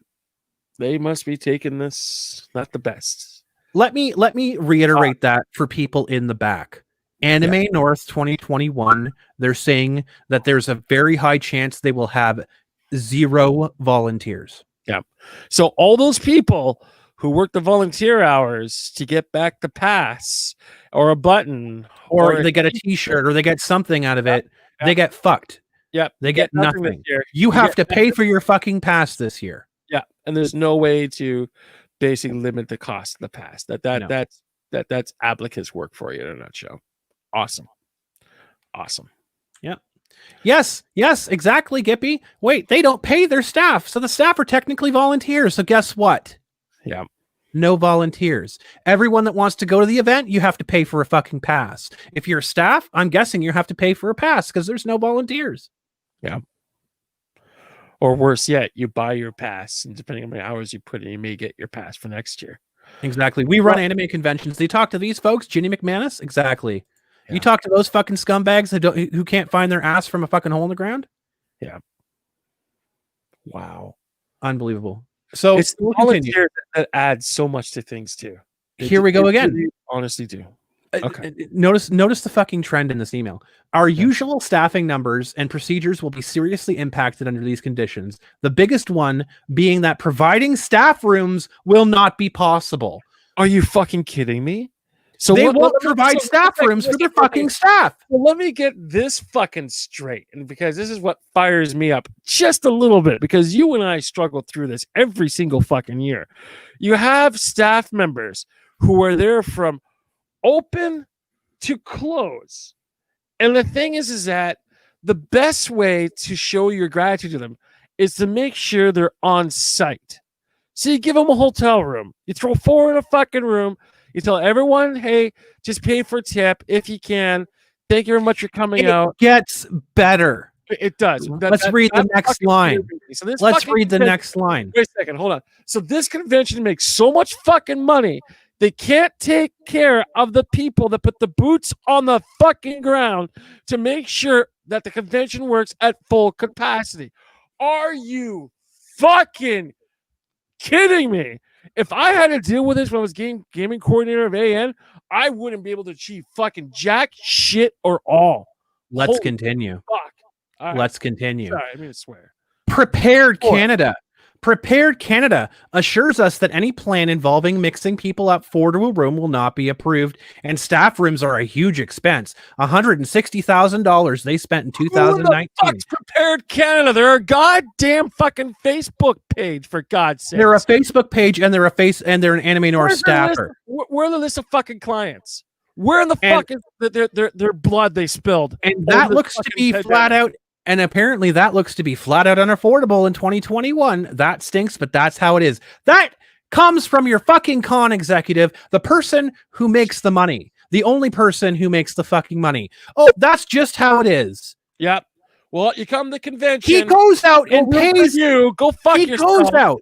He goes out and he pays his own fucking staff, who's a fucking CEO at some business consulting firm, to feed him bullshit, to fucking make excuses about why he can't pay his fucking staff. It's not even a fucking firm. It's probably a registered fucking corporation that you spend $50 fucking on and get it all together. It has a suite. I looked it up. It has a suite. Where's the suite? It probably has a folding chair and a folding table, if that. Awesome. So here we go. We're in the home stretch. All right, there's more. We're in the home stretch. I'm gonna get the tinfoil hat conspiracies in a minute. Just a recap here. I'm gonna get into that in a minute. All right. I want to do a recap up to this point. We will. We'll save it. Of course, starting. You know what? I'm getting a fucking break. I'll be back in a second. No, keep going. Of course, starting and end times for the events will have to take into account. No one will be asked to work until 1 a.m. and then go home. Exactly. That's nice. Yeah, I know. Exactly when events would happen and be worked on would be as we develop the schedule and consult with staff. So they're not only cutting back on how many people are allowed. They're cutting back on the amount of programming. They're cutting back on the hours of the convention. Oh, Jesus Christ. I wonder if they're cutting back and how much is selling the fucking passes for. Yeah. There is a Facebook page, Prepared Canada. If you go, I think if you search Google for Prepared Canada, it's like the first or second result. Hold on. Let's just circle this for a second. Miss King just did a search. Yeah, and can't she find couldn't fucking find it. What does that tell you? What does that fucking tell you? Jesus Christ. If we pulled into this shit, our fucking detractors would come on the work like, oh my God, they don't have a real company. They're friends. So I want to finish this email before I lose my shit. All right. So here we go. Fucking shit. And blocks will be held for people willing to book their own rooms, which falls outside the safety plan.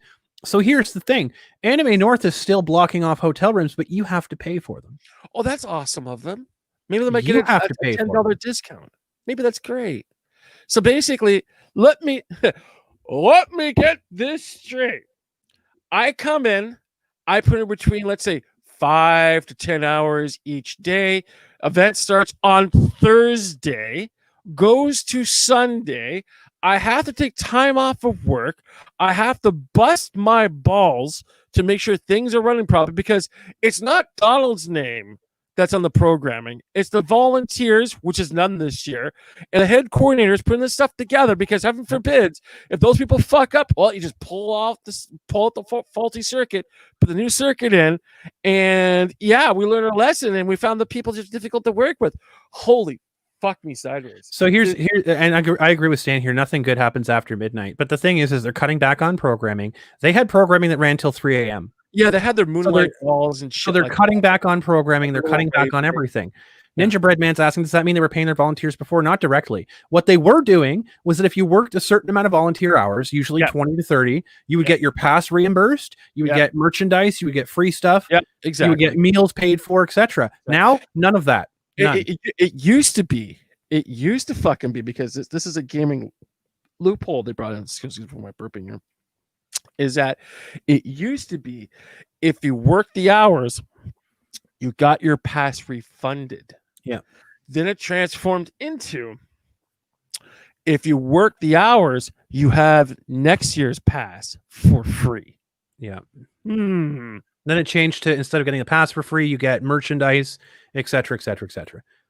Continuing on. There are staffers who feel, with good reason, that working the con is not something they feel they can do for reasons of their own health or the health of people they're close with.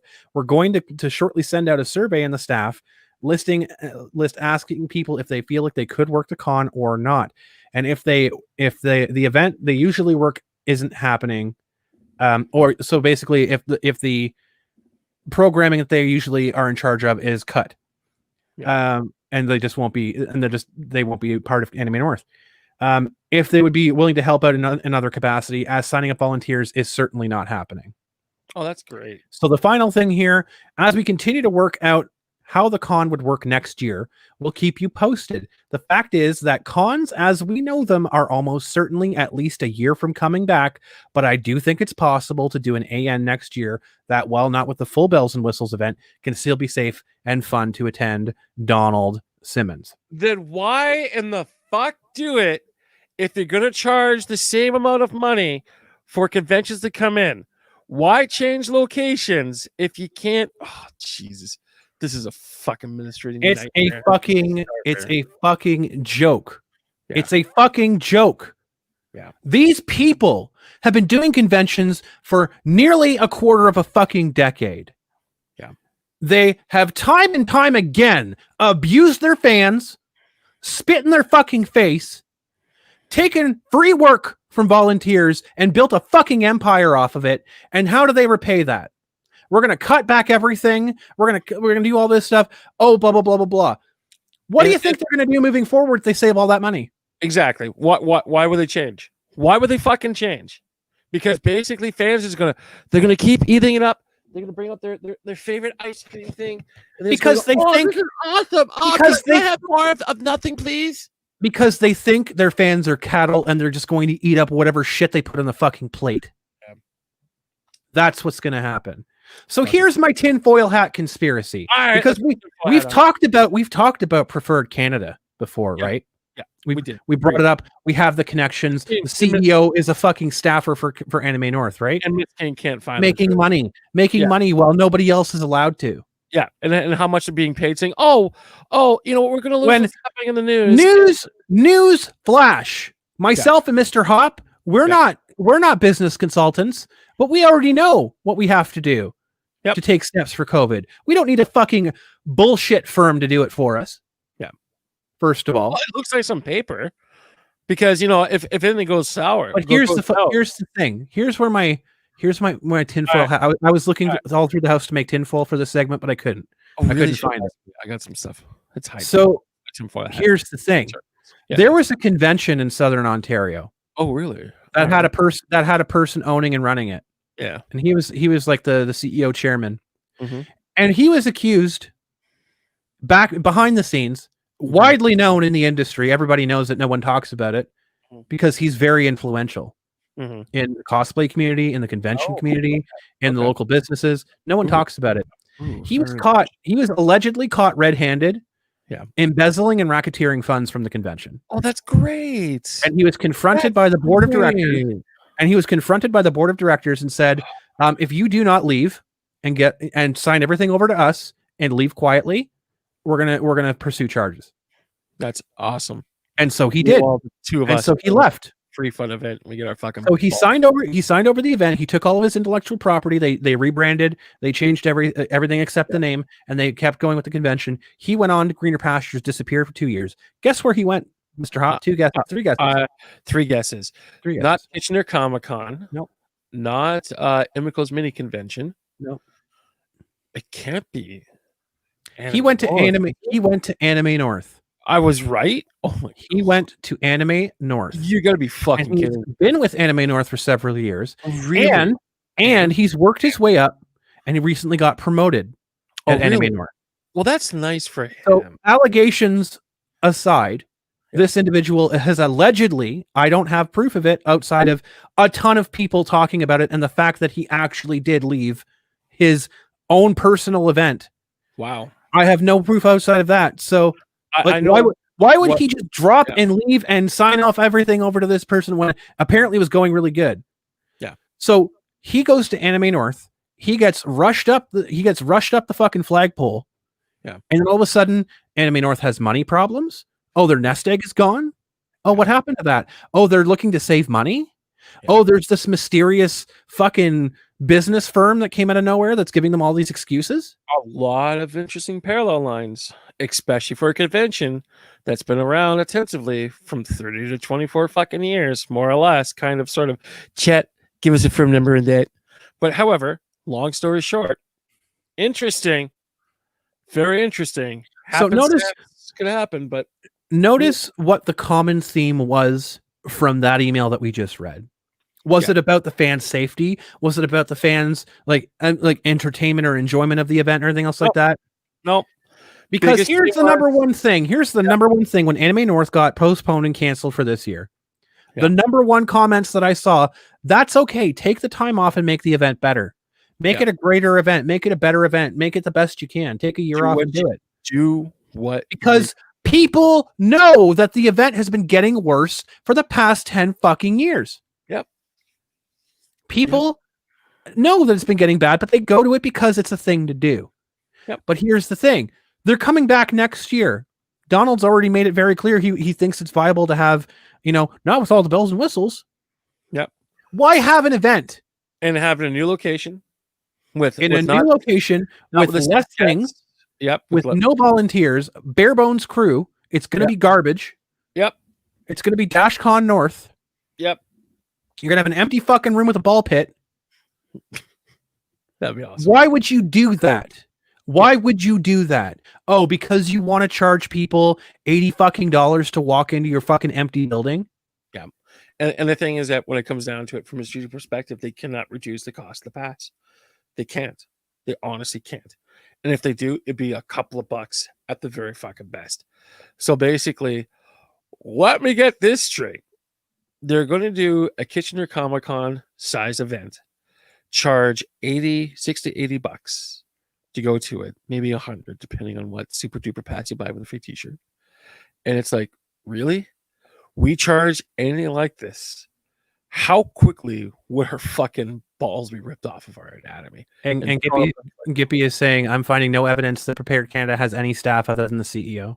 I am prepared to go as far as saying I don't think Prepared Canada has any furniture in their fucking suite outside of a folding chair Wait and a a second. fucking dining table. I was just going to say that. A fold-up chair and a fold-up table hidden in the back corner somewhere. Maybe a telephone. Maybe. Because all they do, from what I've seen, because they've been a company since 2014, all they do is CPR training. Oh, that's great. And recently have gotten into business consulting. So this basically makes them authority on how to run a, what would you call it? A marquee event in the district of Toronto. Put that in perspective. One of the few things I've been holding Crumb back on for the longest time is calling Kitchener Comic-Con a marquee event based on size, what we could do, so forth, etc. But the biggest thing is we now have a real brand marquee event that people go to year in and year out, and we have this flimsy cardboard at best company saying what is best to put things together. Holy crap. And guess where it's coming from? It's not third party, it's coming from in-house. Yeah, exactly. It's coming from in the fucking building. The call is coming from your basement. All right. They're paying someone when they don't have money to pay them to tell them why they have to cut the convention in fucking half and why they have to piss on the fan's face. Do you know that one catchphrase that drove me nuts since you told me this back some time ago? And that one goofball that basically was saying you defending me was a bad look. Yep. This let me just say this is a bad look. Let me just say this. Yeah, same individual that got thrown out of his own convention that is now at Anime North, and apparently I don't have proof of it, but you know, they said like 8 months ago, they had a nest egg that'll get them good for another 2 years if this pandemic lasts that long. And the same person that gave me my 3 days of hell brought my anxiety to a whole fucking... That same person contacted me and threatened me with a lawsuit. Yep. For me to shut up. And I fucking showed that before on stream. That person contacted me and said, I'm going to get a lawsuit on my desk. I'm going to get a stop and desist. Yeah. Where is it? It's been 6 years. Still waiting. Yeah. Still waiting.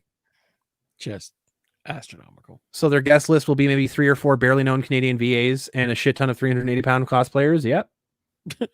Hey, it's gonna save them. It's gonna save them so much money. Yeah, and that's the important aspect behind this, because you know, fuck the fans, fuck the convention experience. You know, it's just gonna save so much money. Social distancing, you know, and make sure that everyone's 6 feet apart at all times. Yeah, so there's a lot of business. Adifo says there's a lot of business consulting that made a lot of money per COVID because they advised people not to wear masks. Then the shutdown, and then got paid by the businesses to help them reopen. Exactly. And if you think for a second that I think Donald is stupid enough, I don't think that he's stupid enough to have gone out and hired this guy by himself. I think there was somebody else that referred them to him. I wonder who that could be. I wonder I wonder how their conversation would go. So they're not willing. So let me just put this. Anime North is not willing to pay $160,000 to feed and make sure its staff has fucking rooms to stay in for the weekend, because they're the ones that are working for fucking free year long for these fucking scumbags. Yeah. Year fucking long. $160,000 is too much to pay. Here's a quick 411 for individuals who don't quite realize the impact that super mega marquee events like this has on a person.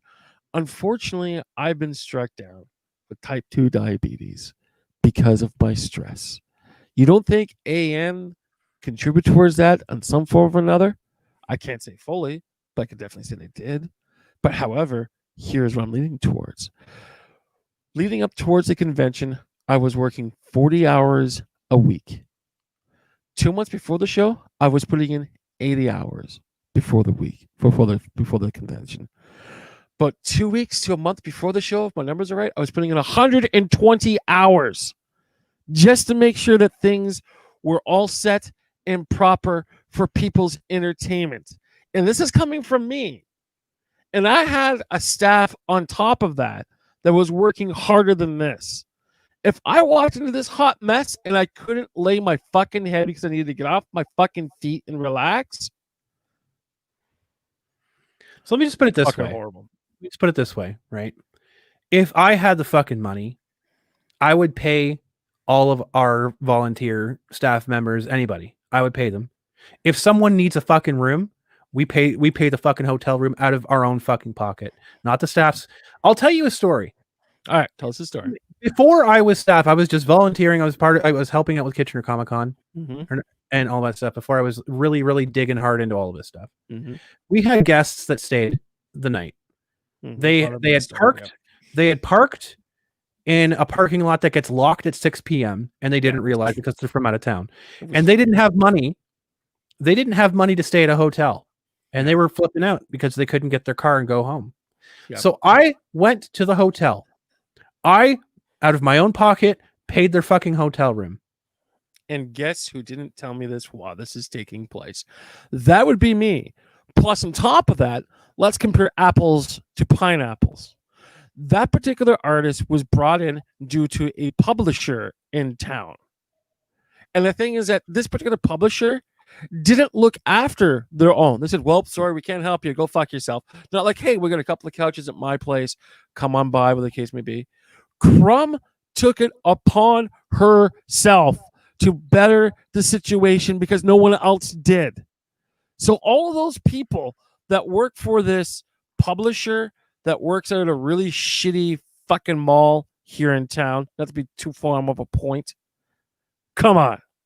So I will fuck on. When I say that I consider everyone that comes through that door, vendor, attendee, guest, family, if we can't book a fucking hotel room at any of the hotels to make sure that you're safe for the night, I'll sleep in my fucking basement and you can take my bed. Oh, ew. Ew. It's something disgusting that happens in there. That's true. I'm just saying. Yeah. We will make goddamn sure people are taken care of. Exactly. And here is Anime North's head honcho. And on top of that, salivating over how much money he can fucking save by fucking the fans. And on top of that, proof positive. I'm going to drop a name here. All right. When we had Scotty as a guest, what did we do? We put him up on the couch. Exactly. Because the thing is that we didn't have enough money shifting around to actually a hotel room. We basically buddied him up with a couple of stuff. But the bottom line is that we looked after them. Through all of this, is there any positivity of that being shown through this? It's like, nope, you're on your own. Go fuck yourself. Have a wonderful, wonderful fucking day. And the thing is that maybe being too harsh. But here's one thing I will reiterate once again. This convention brand, because they are a brand, marquee event has been around for 25 to 30 plus fucking years. They should simply fucking know better, especially with the top 3 executives in mind. It should be like, look, if you can't work this out, come and talk to us. We'll put you in a Ziploc bag, perhaps, throw you in the corner in our living room, the case may be, and make sure things are fine. None of that. None of fucking that. Whatever. And like Ippy says, they don't want to use 9% of their budget for their staff. Wow. 9%. Goes to fucking show you, doesn't it? And on top of that, how's the nest egg? How's the next egg? Oh, we got a nest egg for several years, and Donald had said that year in. Yeah, we have at least 2 years. Like you said, like you said, Anime North had at least 2 years saved up in a case of something like this. Where is it? Yeah, where is it? Why aren't you doing stuff for fans? And as a convention owner, I can understand sometimes expenses getting ahead of you, stuff like that. But again, 24 to 30 fucking years. I'll be right back, Mr. Hutt. All right, no problem. So as Crumb disappears to take her scheduled pee break of some sort, it's just the two of us. And of course, unfortunately, I can't read the actual comments coming in. I've got no control over those particular functions through this stream. So it'll just be the two of us talking. Thank goodness I've got my radio skills from back in the day, and I could talk for hours about nothing.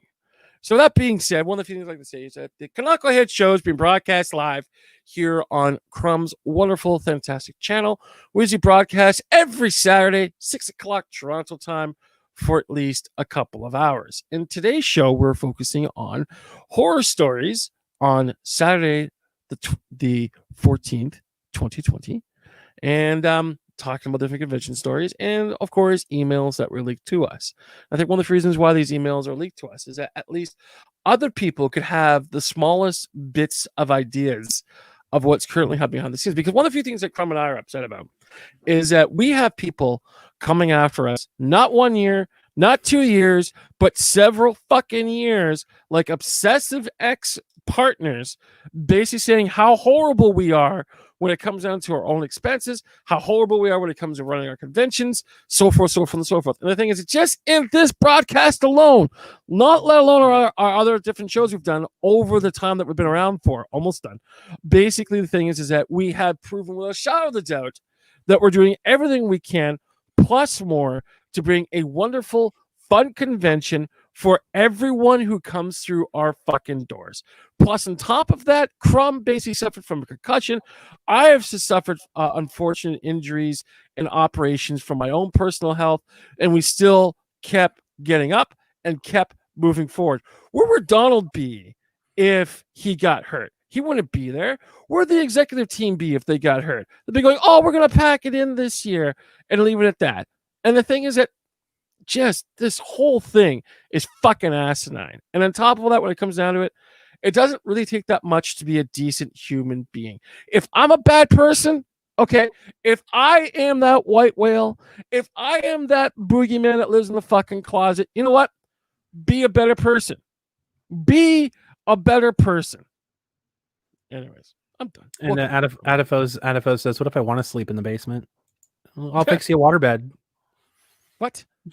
I want a water bed. Why do I get a water bed? Just go lay down. Just go lay down in the basement when it's raining. Oh shit, that's right. Sorry. No, seriously. This is what gets me fired up. Yeah, because you know what? You talk now. It's time for my break. Because looking at all of this shit that we have been through, that we have been forced to go through, and you have Anime North that is literally in fucking writing now. I'll share this wherever I need to share it. In writing now, has put down exactly what they think about the fans, how little they fucking care about the people that are going to their event. It's all about money. It's all about cash flow. It's all about income. It's all about how much they can afford. Mr. Hop and I and the team at Kitchener Comic-Con, we put on the event with next to nothing. We try to drag out whatever coin we can. We try to drag out whatever sponsorships we can to put on an event because we care about the degree, like we care about the quality of the show. We don't care if it's a small show. We care about if it's a good show. And the fact of the matter here, is you've seen it firsthand. Anime North only cares about money. And see what they do with it? They hire a fucking sham of a fucking company to come in here who they have as their own staff member. Think about that for a second. They have it as their own staff member, and they're paying money to one person to give them directions, to give them excuses as to why they can fuck you. If that's the show for Anime North in 2021, just don't fucking have it. Just don't fucking have it. Good God. I'm going to take a look at the chats here really quickly. Shoot, I'm going to bring my face painting kit. We're going to exploit this nail polish, and Mr. Hop will be fabulous. Absolutely. Sparkly fingers, Mr. Hop. Absolutely. Gippy at Tom P. The nest egg is a retirement fund that executives will probably cash out in 10 to 15 years. Yeah, think about that. If all this money that he's not saying because he's not giving a number of what the Toronto Convention Center costs him. So if you think about it, $160,000 he's saving a year, and he's saving all of that money on the Toronto Convention Center, which I could only guess is upwards of $750,000, if not more, for the space. I mean, I don't know, but he's talking about all these different things and whatever else not. So I'm going to throw it. If $160,000 is a little bit of a savings, then we have to exponentiate that, to extrapolate information. So $500,000 to maybe $750,000, maybe ballpark it. We're talking about that savings year over year. Their nest egg had to have been about $2 million, right? Had to have been. So you're telling me that, and like Gippy's saying, he wants to save that for retirement. You're saying they don't, as a non-profit event, by the way. So Anime North is a registered non-profit, by the way. If they have a nest egg of $2 million they're just holding on to year over year, what are they doing with that money? But they have enough to go and pay a business consultant, don't they? Have to spend it somewhere, don't they? And if it rains, it floods. You're gonna make a mast and sail with the sheets. Be a basement pirate. There you go. There you go. Adifos, I call Big Spoon. As they say, hatred breeds passion. Absolutely. Crumb, if you got chrome nail polish, I could be Chrome Brion. Oh my goodness. Oh my goodness. I think I have like metallic blue. It's like a top coat, like metallic blue. It's really nice. Even for previous years of Anime North you went to, luck not luck. Oops. Mr. Hop is getting to fix himself a drink right now. He'll be back in just a moment. Send Spirit Jr. back up there. He'll straighten him out. I hope he does. I hope. It is my hope that someone clips the stuff that we're talking about, that clips the email. I'm going to put the email in places that it's going to be easily accessible. I don't have anybody. I mean, I know a couple of people that are on a certain farmer website that might be interested. I don't know if they'll care about it or not, but I want this to be talked about. I want this to be clipped. I want this to be shared because people need to see. I was fucking floored when I saw this email. My jaw hit the fucking floor. There is no world where that's acceptable as an event runner, as a convention runner, as a fan. Not acceptable at fucking all. Welcome back, Mr. Happ. Thank you very much. Whew. Oh, Kitty went away. Oh well.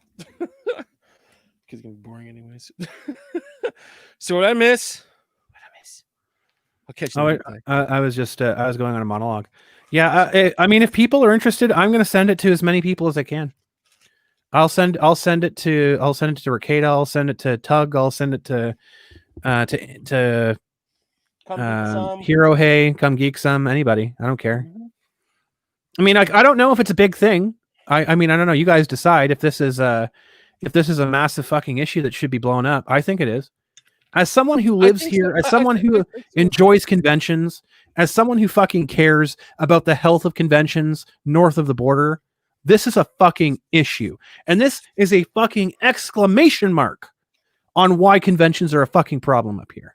Yeah. And the funny thing is that one of the few things I was trying to yell at you happily while I was, taking my scheduled washroom break is that and there's something funny about AL people don't quite realize. And the thing is, this is from personal experience. What they do now, don't know, is that they have this wonderful aptitude on how they like to help out the convention community, how they have no problems of bringing up other events and so forth and so forth. And the thing is, they'll help pay for a program guide being printed.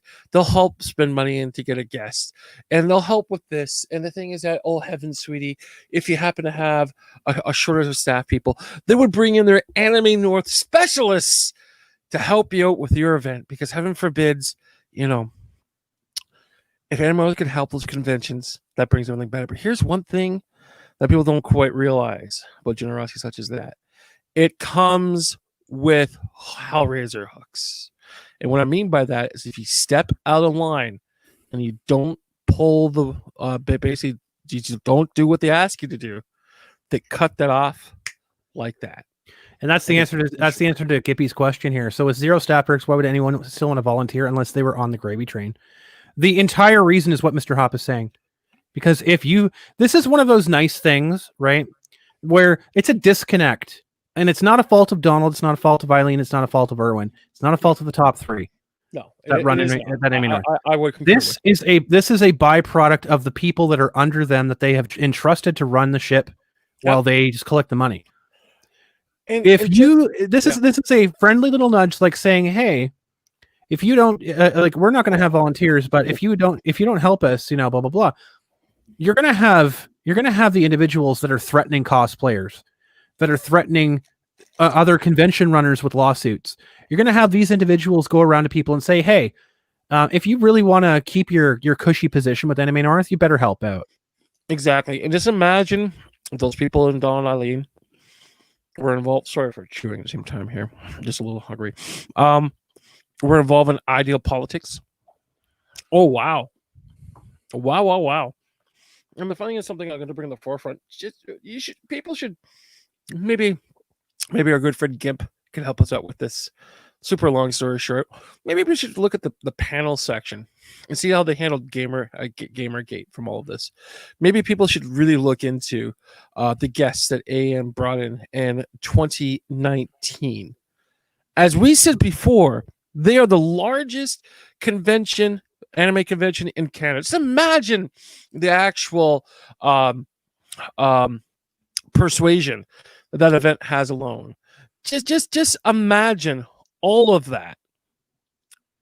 Give the wrong people a flat platform, let them talk their minds. That's interesting. That's some really good 3D chess going on there.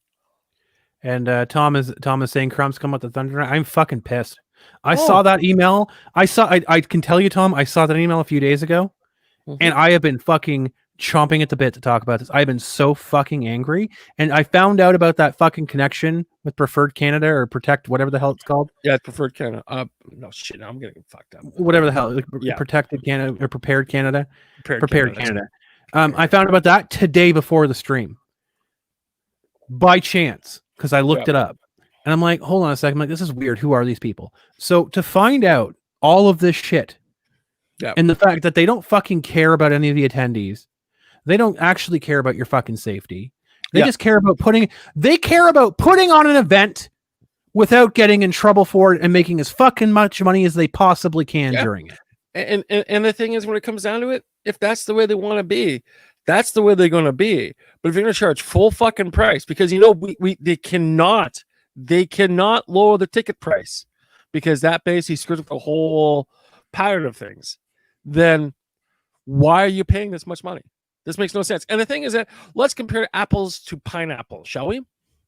If we would have pulled this with all the little and private investigating people that's checking the things and so forth and blah, blah, how would that be received in the general community at large? How would that be perceived? God, that's so fucking bright. Yeah, and the thing is that, again, Crumb is more passionate than I am. Me right now, I'm just trying to kick back, relax a little bit, make sure my blood sugar level doesn't spike the fuck up. The things, don't make no mistake, I am just as angry as Crumb is. Really angry. So this? Let's take a quick look, because Gippy's saying put the Prepared Canada website on the screen, go over it. It's a gold mine. Look at this. Just take a look. So first thing that I notice. There's no about us. I know this layout. Huh. Interesting. Yes. This page layout looks very familiar to a convention that we both know of, Crumb. Mm-hmm. So I'm looking over this, and first thing I noticed, there's no about us page. That's weird. There's nothing about us. There's a contact us. Oh, that's it awesome. tells you no details about the company whatsoever. Really? First of all, at the bottom, it takes Visa, MasterCard, American Express, and Interac. Great. Oh, that's great. Do they do PayPal? No. Oh, Wow. Prepared Canada Corp gives you this nice little thing here. Mm-hmm. This is just an office building. It has a suite in an office building. Mm-hmm. Tells you nothing about it. Okay, links to external sources for Canadian health and safety issues. Oh, they Okay, have that's great. podcasts. Oh, that's awesome. Well, they have podcasts. Great. All Do the they- podcasts do that they he's have a list talked of- about here. Do they have a list of clients by chance? And he's only started it since March. So he only started the podcasts when COVID-19 hit. Oh, that's awesome. Wonderful, That's- right? That's So let's great. get information about equipment supplies that he doesn't supply. Great. Yeah, services, business continuity. Oh, COVID-19. what does that Yeah. mean? Business. Let me continuity. just say, Mm-hmm. pre-COVID, they only had emergency training and first aid training. Yep, After COVID, all of a sudden they have business continuity. that's awesome. Wow, what does that mean? Collaborative business risk planning and training, 1 day continuity. Yeah, 1 day continuity business risk Oh, assessment. One day. One day. That's awesome. I wonder if Rob Ford's bought into this yet. 2 1 day, day. 2 day start to finish risk planning seminar. 3 days start to finish risk planning seminar with tailored tests and exercises. Wow. Tailored In tests 5 and- days, you could plan your entire customized business continuity annual plan program. Oh, that's 5 amazing. days. Okay, can you read that last line again for 5 days one more time there? Yeah, 5-day customized business continuity annual program. Wow. Wow. Look at that. Let's look at the news. Oh, what do we have? Let's look at the news. Oh, look at this. Brace for a third, fourth, and fifth wave. Oh boy, oh boy. Wow, Third and look at fourth that. wave. We have several vaccines from several companies from several countries around the world. Every piece of news that he's posting to his website's fear mongering. That's Wow, awesome. Fear be porn. prepared. Be Fear prepared. porn. Alex Jones. Fear porn. Be prepared. Yep. Oh, look at those preparedness. Look at how I can save you. Look at this picture. That's definitely not my office.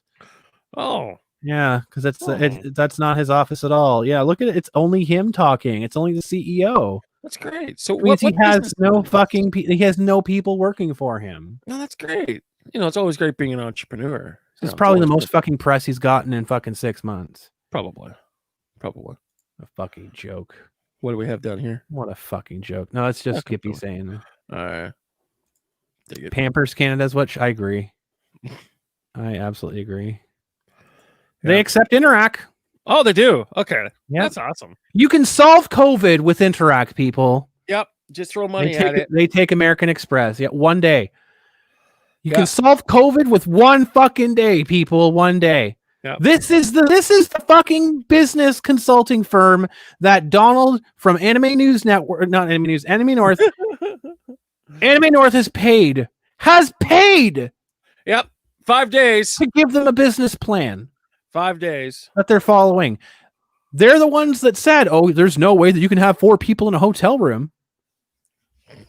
Yeah. Cut out the hotel room and save yourself $200,000." Yep. Pretty much. Pretty much. You're so confused right now. You're gonna have to go back to the hour mark, the 1 hour mark of this stream, and you'll find out Yeah. exactly what we're talking about, Gerard.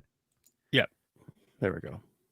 And No also, just a quick shout out to Tickle Me Tombstone. I heard that they are not feeling the best, so I hope they get better too. Anyways, So here's the thing, folks.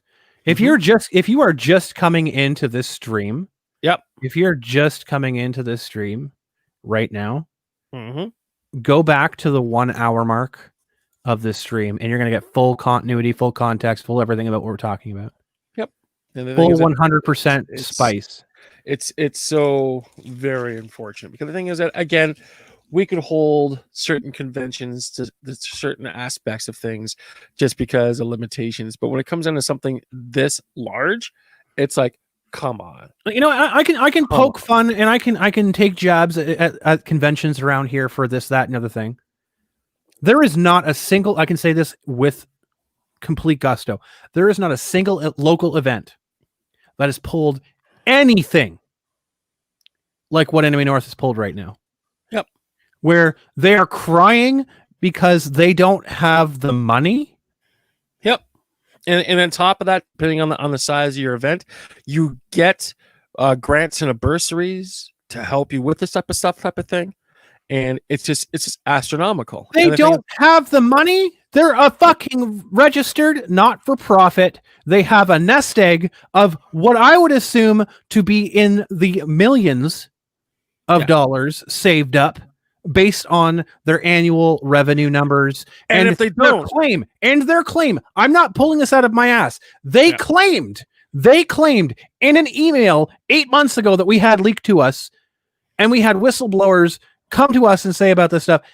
In an email, they claimed they had enough money to comfortably run Anime North through a pandemic for the next 2 years, which means they could pay for all of the facilities. They could pay for everything for the next 2 years comfortably. Yep.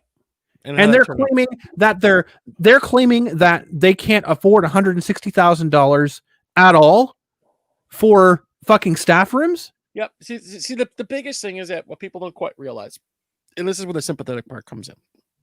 It's something that I looked through really, really fucking quickly when I was under the AN umbrella, is that a lot this is the thing that drives me nuts outside of people having meetings and pretending I've never been part of certain organizations. But however, that off to the side really quickly is that they have a lot of poor people working with them.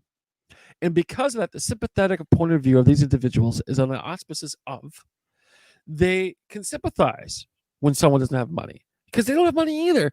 They're going out, they're buying ramen as their main staple. And people go, oh, ramen's okay. Like, no. Look, when you're down on your luck, here's the thing. Only afford fucking ramen. And they come across saying, oh, we don't have money, blah, blah, blah. Everyone goes, oh, we all understand. And remember this, my friends. Anime North have a good one, Tom. Have a good one. Staff has over 700 people attached. That has been shined through McCain's interview that took place back around 2010, 2012. Let me reiterate this for people that are just joining us right now. Yeah. We have an email, and you can dial back because the proof is in the pudding. Yep. We showed the entire email. We read it on air. Anime North 2021 is saying they are not going to have volunteers at all. Yeah. They're not going to pay for their staff rooms. Yeah. They're not going to pay for any of their staff or reimburse their staff. Yeah. They're not going to be bringing in US guests. Yeah. And they might be bringing in Japanese guests virtually. Yeah. And it's all you think this is all in effect because of COVID? They're saying because it saves money. Because they're expecting their numbers to go down, so they're cutting their budget accordingly. Not because they want to protect you from COVID, not because they want to protect the guests from COVID, or they want to protect people's health or safety or sanity, because they want to save money. Yep. And the thing is that to add even more validity towards this, when it really comes down to it, unfortunately, Mr. Simmons has been talking about this for years and years. And the thing is that, unfortunately, every time Anime North grew, which basically means more money coming in, and the thing is, it's just how that cycle starts. And at the same time, here, something from just something that was just mentioned here. Donald Simmons said they had enough of a nest egg that they could glide through this pandemic. Donald has always mentioned that all the accounting was taken care of. This is all brought up in general staff meetings and everything else like that. So the thing is that this tightening of the belt, bringing out the bootstraps, is probably done at the worst fucking time. Don't get me wrong. Maybe the TCC is a little too much. Maybe it is. But basically when they say we have to find a new location, so basically the International Hotel, out. That basically means the Renaissance / Sheraton Hotel, out. That means all the hotels that they occupy every single year. Remember, this is 4 to 6 major international airport hotels. They're all out. And Kyle is saying, so many people can't hope to attend a con unless there's a volunteer pathway. Exactly. Most people can't afford it. That's their way in. That's the way that they can attend and have fun doing it. So you can't hope to open and close a con if you have a commute also. I agree. So here's the thing. Here's the thing I got to say. The way that Anime North has shown they care about, they apparently don't care about anybody that goes there. All they fucking care about is the dollar. They do not deserve an event. No, they don't deserve. They it. don't deserve. They don't deserve to fucking have what they have, because they clearly show all they fucking care about is the money in your fucking wallet. Yep. That's it. Yep. And they're gonna have to, because they have to cut down on blah, blah, blah, blah, blah. That means they're gonna slice everything that doesn't make the money. And when it really comes down to it, I'm just going to do a 180 here. You know what? If that's what they care about, that's okay. And I'll tell you why. Because now we start getting into business stuff here. Well, before you continue, okay. I gotta do this real quick. Jump. Gippy has said this a lot before. KCC has a program book and AN does not. Absolutely. Yep. Because guess what? They cut it because of fucking budget. Because they don't care that a fucking fan can just go to a convention, pay the fucking $120 a ridiculous price for Anime North, and just to have a fucking book to take home, because they can't afford anything else. They just went there for the experience, but they have a fucking book that says all the fucking memories. They get people to sign it. They have a fucking thing. They go home. Anime North doesn't do that because it saved them fucking pennies. We went out of our way to print not one, not two, but 6 different covers so that people can have something interesting. And if they just bought a VIP pass for $20, they get a free autograph from Vic Mignogna. And if they can't afford to buy a fucking headshot, they have his face on a fucking program guide that he can sign. And you get a goodie bag, and you get fucking discounts, and you get plus. And you know, what other fucking conventions do that? What other fucking conventions? I want to see a goddamn fucking list right now. What's that? Time up. No one fucking does that. No one does that. The weight of how much that costs for the convention as to how much that fucking means to the attendee, immeasurable. Immeasurable. I'll pay that 10 times out of fucking 10, because the amount that gives back to the attendees in value is worth the fucking cost. Yep. So Anime North, fuck you. And on top of all that, people want to say, oh, we made so much money because we got Vic that came in. Blah, blah, blah, blah, blah. Here's the bottom line. We are massively strained by our event space. We're massively strained. And the thing is, at the last minute, we try to get more space. But unfortunately, due to the bureaucracy, we couldn't get it. We couldn't fucking get it. We tried to get a bigger room. Let's look at Anime North.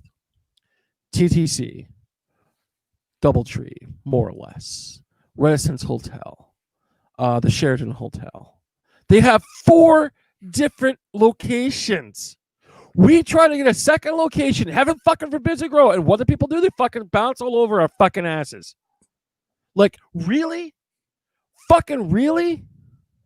And as I was going to say, if they want to focus on the bottom dollar, that's fine.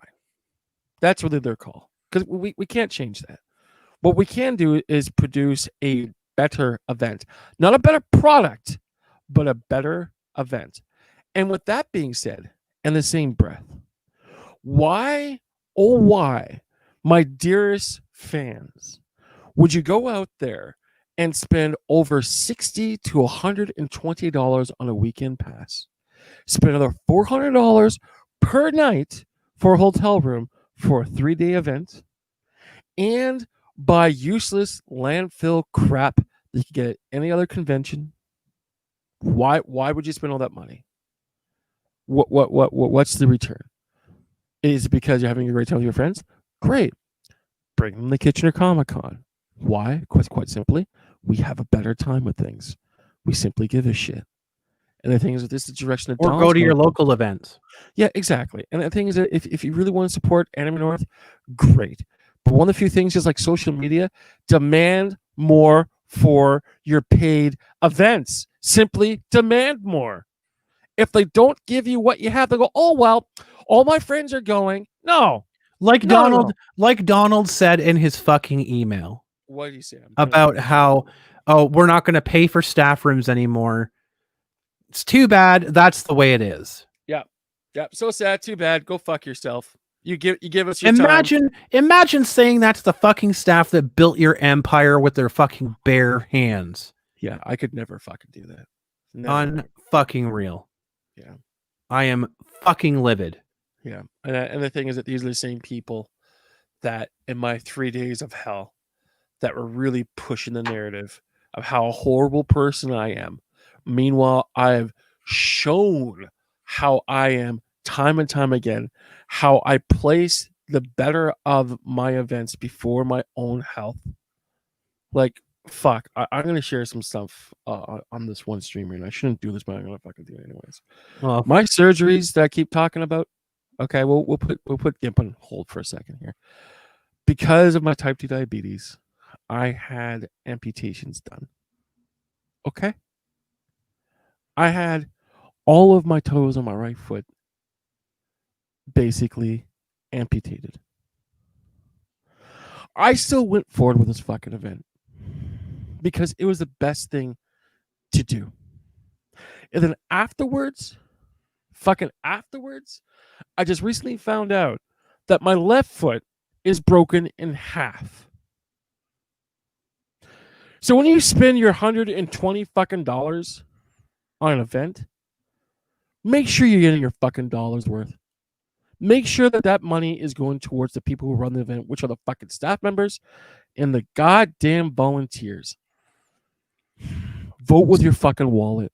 support the events that actually give a fuck about their attendees. Exactly. Support the events that actually give back to their fans. Support the VAs, support the actors, support the artists, support the entertainers, support the musicians that actually care about the people that pay their fucking bills. And it's all important. It's so important.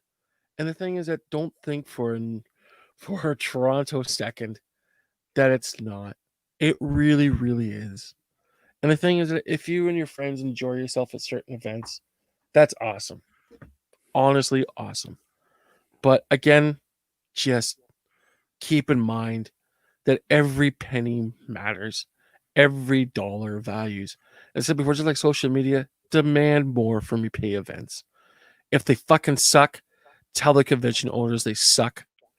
And maybe should lower their fucking price.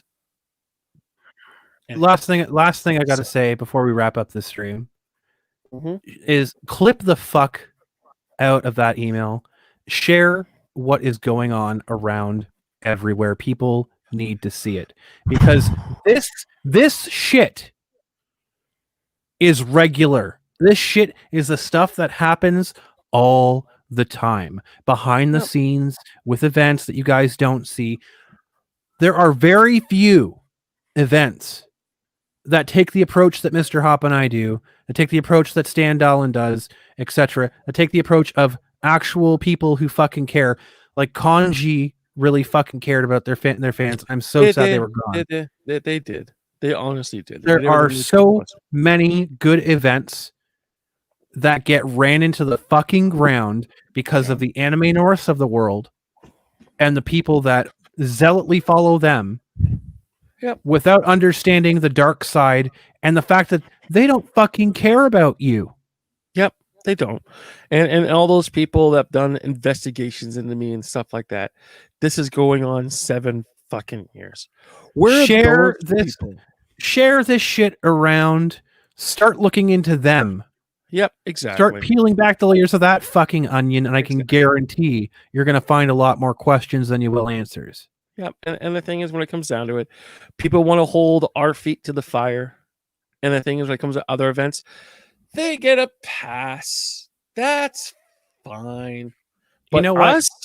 For the most part, I don't like doing this drama shit.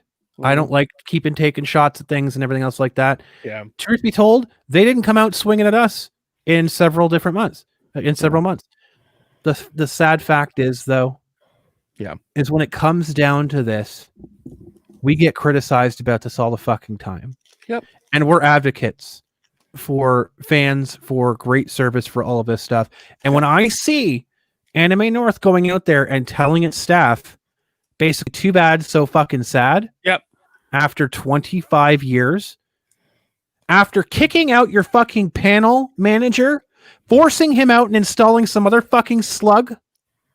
Yeah, pretty much. You all, like, people who are in Anime North, you know who I'm talking about, and you're disgusting fucking people for doing it. Yeah. And the thing is, especially in a small community such as ours, like they don't understand that people talk. Things get around. Just astronomical. Astronomical. And other conventions get a bad fucking name because of that shit stain you leave on the fucking sheets. Yeah. And the thing is that, again, we got people basically who say they're private investigators and they're not. Basically checking into things, simply making our life absolutely fucking horrible. Meanwhile, there are real causes that those people could fucking engage with to simply make things better. And they refuse not to. They refuse not to. Because they have their own idiocies and their own fucking idiosyncrasies. No. Simple. They refuse to because it doesn't make them money. Yeah. And then that option as well. Because that's all we are to them. We're all just dollar signs. Yep. So people, like, subscribe, share this around, get this to as many fucking people as you possibly can, because this story needs to get out. Yep. This story needs to be fucking shared. It needs to be looked at by as many fucking eyes as possible, because I, for one, don't want Enemy North to turn into that. I want Enemy North to be better, believe it or not. I don't want them shut down. I want them to be better. I don't want them to turn into a fucking pachinko machine. Yep. And the thing is that, again, these people, I'm going to correct you, have been around more than 25 plus years. It's just that simple. And I know that for a fact. And the thing is that they're surrounded by some of the best fucking people that the convention community has to have. And the thing is, they come up with this. So, Mr. Hop, final thoughts. Well, it's really unfortunate. It really, really is. Here we are, sacrificing ourselves, working through concussions, surgeries, everything else like that. And then we got the biggest anime convention in Canada going, well, we're going to cut back on a lot of stuff because this has been a mission of mine for many, many years. And the thing is that there's nothing that they could say against it. There's nothing they could say against it. And we're going to use this pandemic to push it forward. And oh, by the way, we're taking the advice of this fly-by-night company that has a really nice website. And we're going to take what they have for face value. And we're going to keep throwing ideal politics into our event because, heaven forbids, we've got the red Superman cape, white knight, fedora tipping aspects we like to really hit home time and time again. And the thing is that, you know what? We can't have a neutral convention, which everyone can have fun with, which we did, which we've done year after year with all of the strengths that we have and all the pressure that we have. But however, you know what? Fuck you. We're saving money. When you be part of our event, get your own goddamn hotel room. And that's just mind-blowing for me. Absolutely mind-blowing. So what I have to say about it, what we're going to finish off on here. And your final thoughts on this. What we're going to finish off on here. Yep. Is all I'm saying is where there's smoke, there's fire. Yep. You have someone that had allegedly lost his convention because of embezzling and racketeering. All of a sudden show up on the shore of another convention, and all of a sudden they're in bed with a shell company and they have money problems. Yep. All I'm saying, people, go out there, do your own research, find out why he was kicked out of his convention, and find out what this company is, and start doing the digging. Where there's smoke, there's fire. Yep. All I have to say. It is unfortunate. And the biggest thing is that we just want people to leave us the fuck alone. Let us run our event. That's it. It's beyond that at this point. I know. But the thing is, if we could turn it around, that would be awesome. Like Brent said yesterday, sometimes being nice isn't enough. Sometimes you have to throw a few punches. I know. And the thing is that we haven't done that in 3 years until recently. And the thing is that part is still upsetting to me on a professional and personal level. I know I shouldn't let it bug me, but it's like you work with somebody for so long and you get your one break that makes it work and you put so much into it and those fucking people don't know the full goddamn story. And the next thing, you're fucking public enemy number one. If we would have done this before, I like to back the clock up. You know what? There's a ton of people we're gonna cut it off here because we're gonna go for another hour. I'm just God! All right. so pissed off. I wanna finish it off. Yeah. What it comes down to is that there are people that are still pulling apart the fucking bed fabrics from 6 years ago from our convention, and there's not a single fucking person that has even taken a fucking wandering glance at Anime North. All I'm saying is there are a lot of threads there. Pull one and find out what happens. Yep. Go for it. So that's all we're gonna do for today. I know it's a bit of a more serious stream. Yeah, let's wrap this guy up. I think it's when it comes down to entertainment, when it comes down to conventions, this is a passion that I've gotten into. I've seen the looks on people's faces. I've seen what conventions can do for people, and to take advantage of fans like that, in my opinion, fucking disgusting. And I think that Anime North should be fucking answering for this. Yeah. So everybody, thank you guys so much for hanging out. Thank you very much. Pleasure. Please share this the hell around. Yep. Get this word out there. Yep. Keep your stick on the ice, and until next time, be kind to each other. Bye-bye.